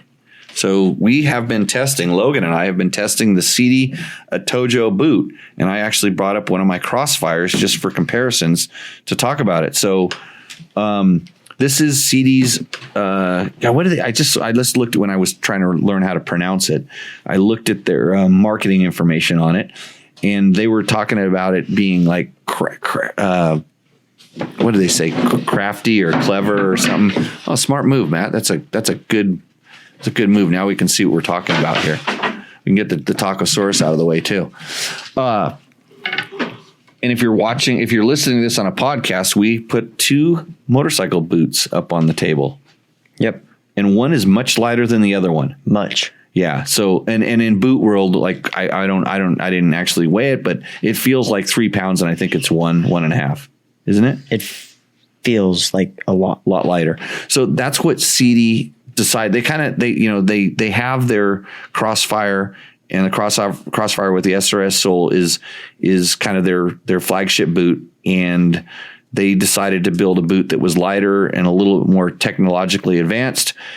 And they were trying to keep all of the same characteristics that the riders that like the CD boots like. And then, in my opinion, they wanted to make it lighter, a little bit more aggressive.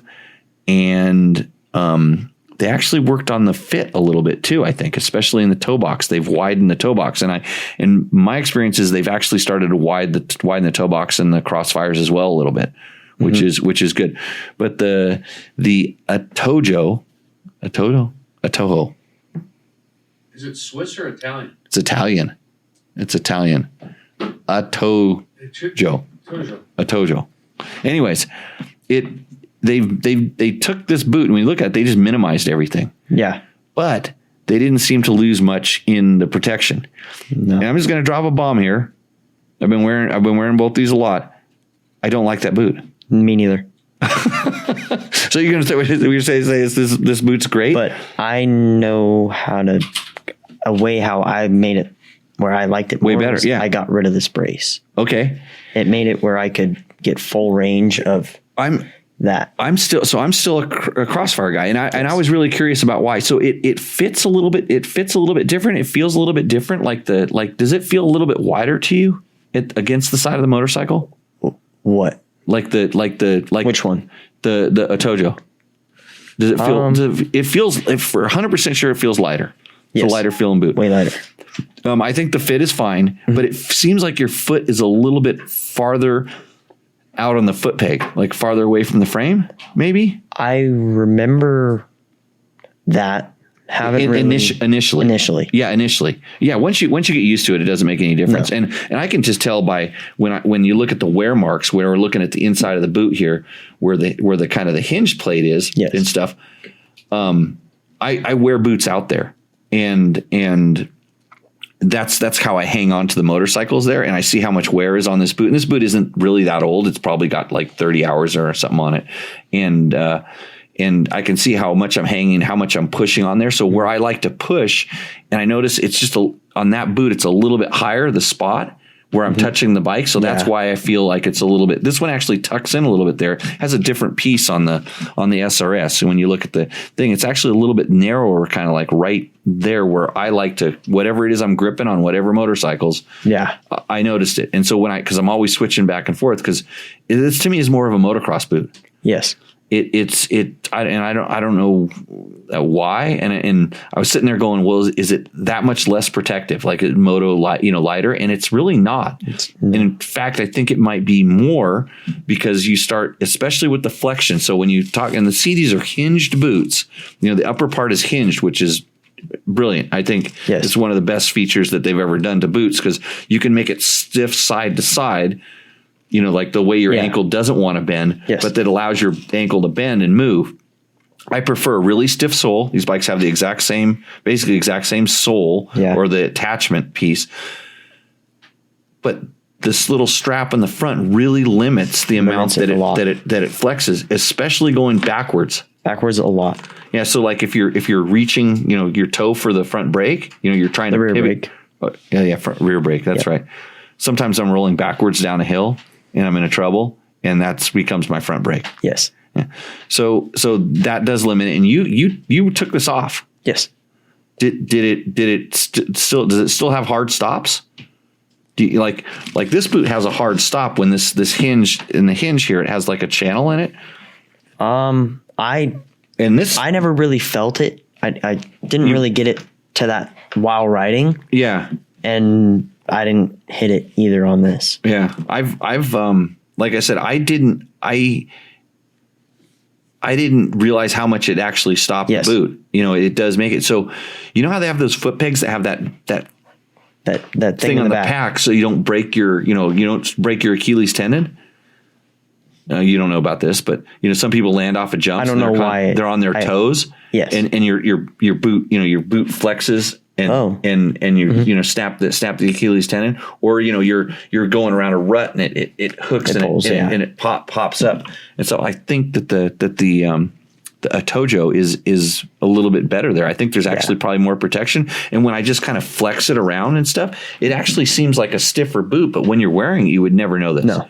They've done a really good job of adding a lot of protection. And I think the boot from kind of like your like lower shin down is way stiffer. And from here up, the older boot is a little bit stiffer. But most guys that are wearing these are probably also wearing knee braces.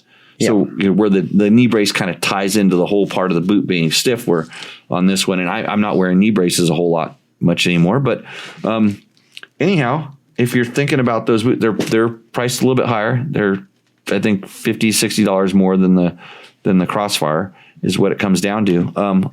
If you want a lighter boot, and I think this is probably one of the lightest full protection boots that you can get your hands on. This is a really good boot. In fact, I'm probably going to continue wearing it motocross and see if if it grows on me a little bit more. But I'm not switching from my Crossfire, which is my go-to boot all the time for off-road. So are any of the CD boots waterproof? No, not really. And in fact, this has a lot. They actually have a lot of venting. There's a little drain hole right here on the side, I think. See on the bottom there? Oh, there's some venting. I didn't really notice it being any cooler or anything. It seemed kind of the same. I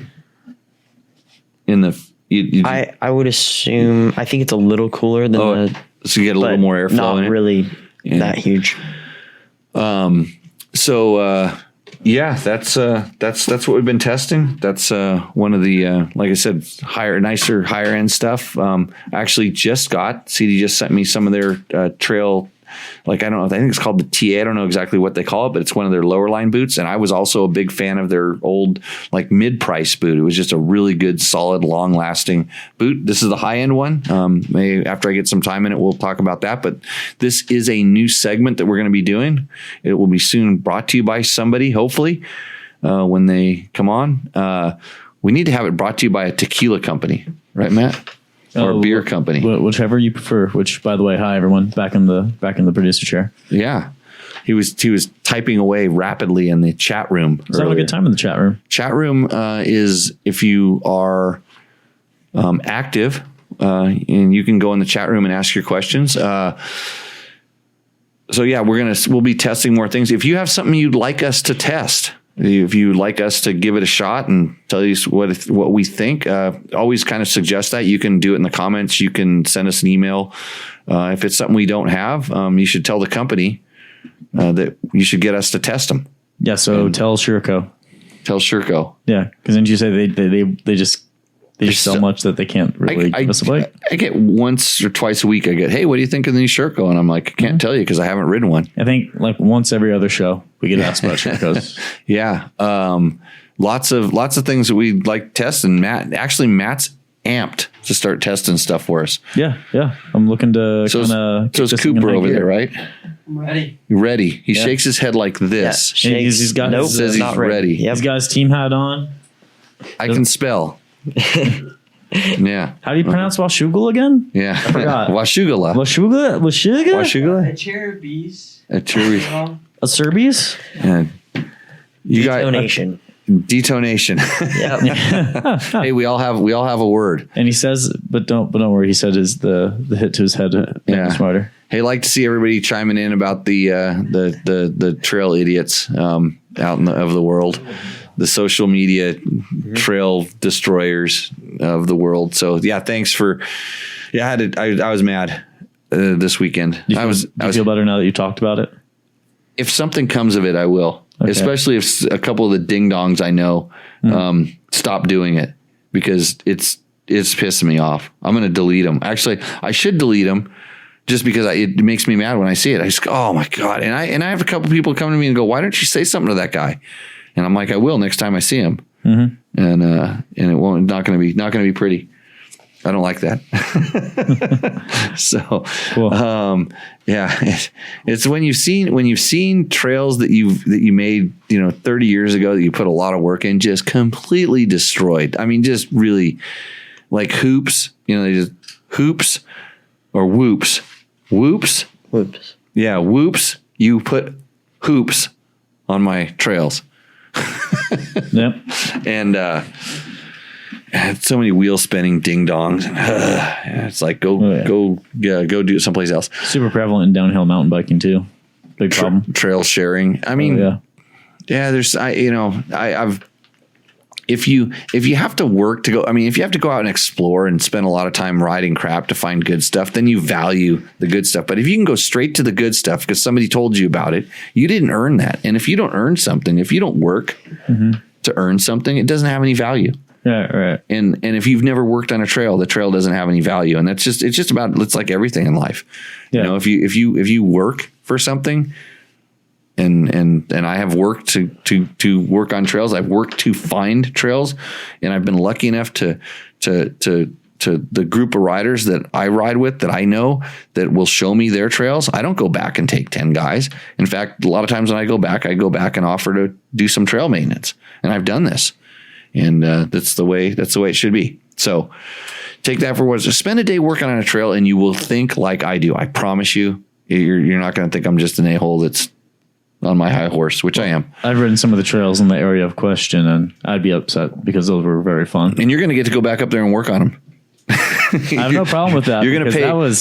You're going to pay your entrance fee. Actually, you know, we do this stuff everywhere. Yeah, give me. So and you said, give me a bow. And there to thanks to all the guys that are out there doing this stuff, and you know who you are as well. Yeah, and all over the country, all the guys that are out there doing work, and even if you're, cutting trail to put on races and doing stuff like that, and good on you. And there's people that are doing work. So, anything else on the show tonight? I think we're pretty much good. Just need to thank the sponsors one more time. I think we're good to go. Okay, Logan, you know who the sponsors are? You know which ones they are? Yamaha. YZ 125. Hey, are you going to take it and race it this weekend? I want to. Okay. What's next? Takamoto. $100 gift certificate to our friend from Alaska. Yeah, what was Isaac? the name? Maybe you can buy a loading ramp. Maybe. Yeah. He probably just used the snow. He had the He just backs it into the snowbank? He had the snowbank, so maybe he didn't need the thing. So Isaac Bailey. Isaac Bailey, you're the winner. Scott Climb, Trail Tech, Fasst Company. He could still see it, by the way. Yeah, I cheated. Oh, how did you see it? Because I took my hand away. You started is that why? lightly dragging it Is away. that why you said it so fast? I was gonna say something about each one of those things. Scott Sports, you're gonna be using some laminated tear offs. You gonna wear climb gear? I wish I was. Oh, if you would have gotten me your order in. And Sooner, you would have climb gear, but no, you should get one of those new colors. DDC sprockets. You have some of those. No. I thought you did. No. Well, that's if you have a failure, if your chain comes off, that's why. Trail Tech, you have a cooling fan? It probably comes with one stock. No. I have one at my house. We need to mount it, but your radiator's bent. No. And Fasst Company. Yep. Your dad's running the flex handlebars. I know this. So, okay. Well, with that, everybody, we have enjoyed your company on the show. Share this with a friend. It really helps. Click through our links on Dirt Bike Test. Go to dirtbiketest.com. Check out some of our stuff. Go check out We Went Fast. BJ will thank us for that. And click on the link, the Rocky Mountain and Amazon banner links. Click on the links. Yeah, because that's it puts a little cookie. If you want a cookie, click on the links, and then you get a cookie, and we might get a little $1 or $2. So it all helps out in the long run. We'll see you next Tuesday. We will. I hope so. Yep, right? definitely. And then, Taco. Ready for the Logan Tyler race report. Right. We'll get Logan's race report. And you coming back, Cooper? Yep. Okay. Maybe we'll have to do something fun for that, like flat track. Why don't we do figure eights? Why don't we do figure eight motos in the mud before the show? I think we should. Yeah. Because I remember one time. With all our gear on. What's that? Then we'll come in with all our gear on. We could do that. And you just have to run the vacuum the next day because you're going to be muddy. Yeah. Okay. With that, everybody, we will, thanks for joining. We'll see you out in the trail. Cheers.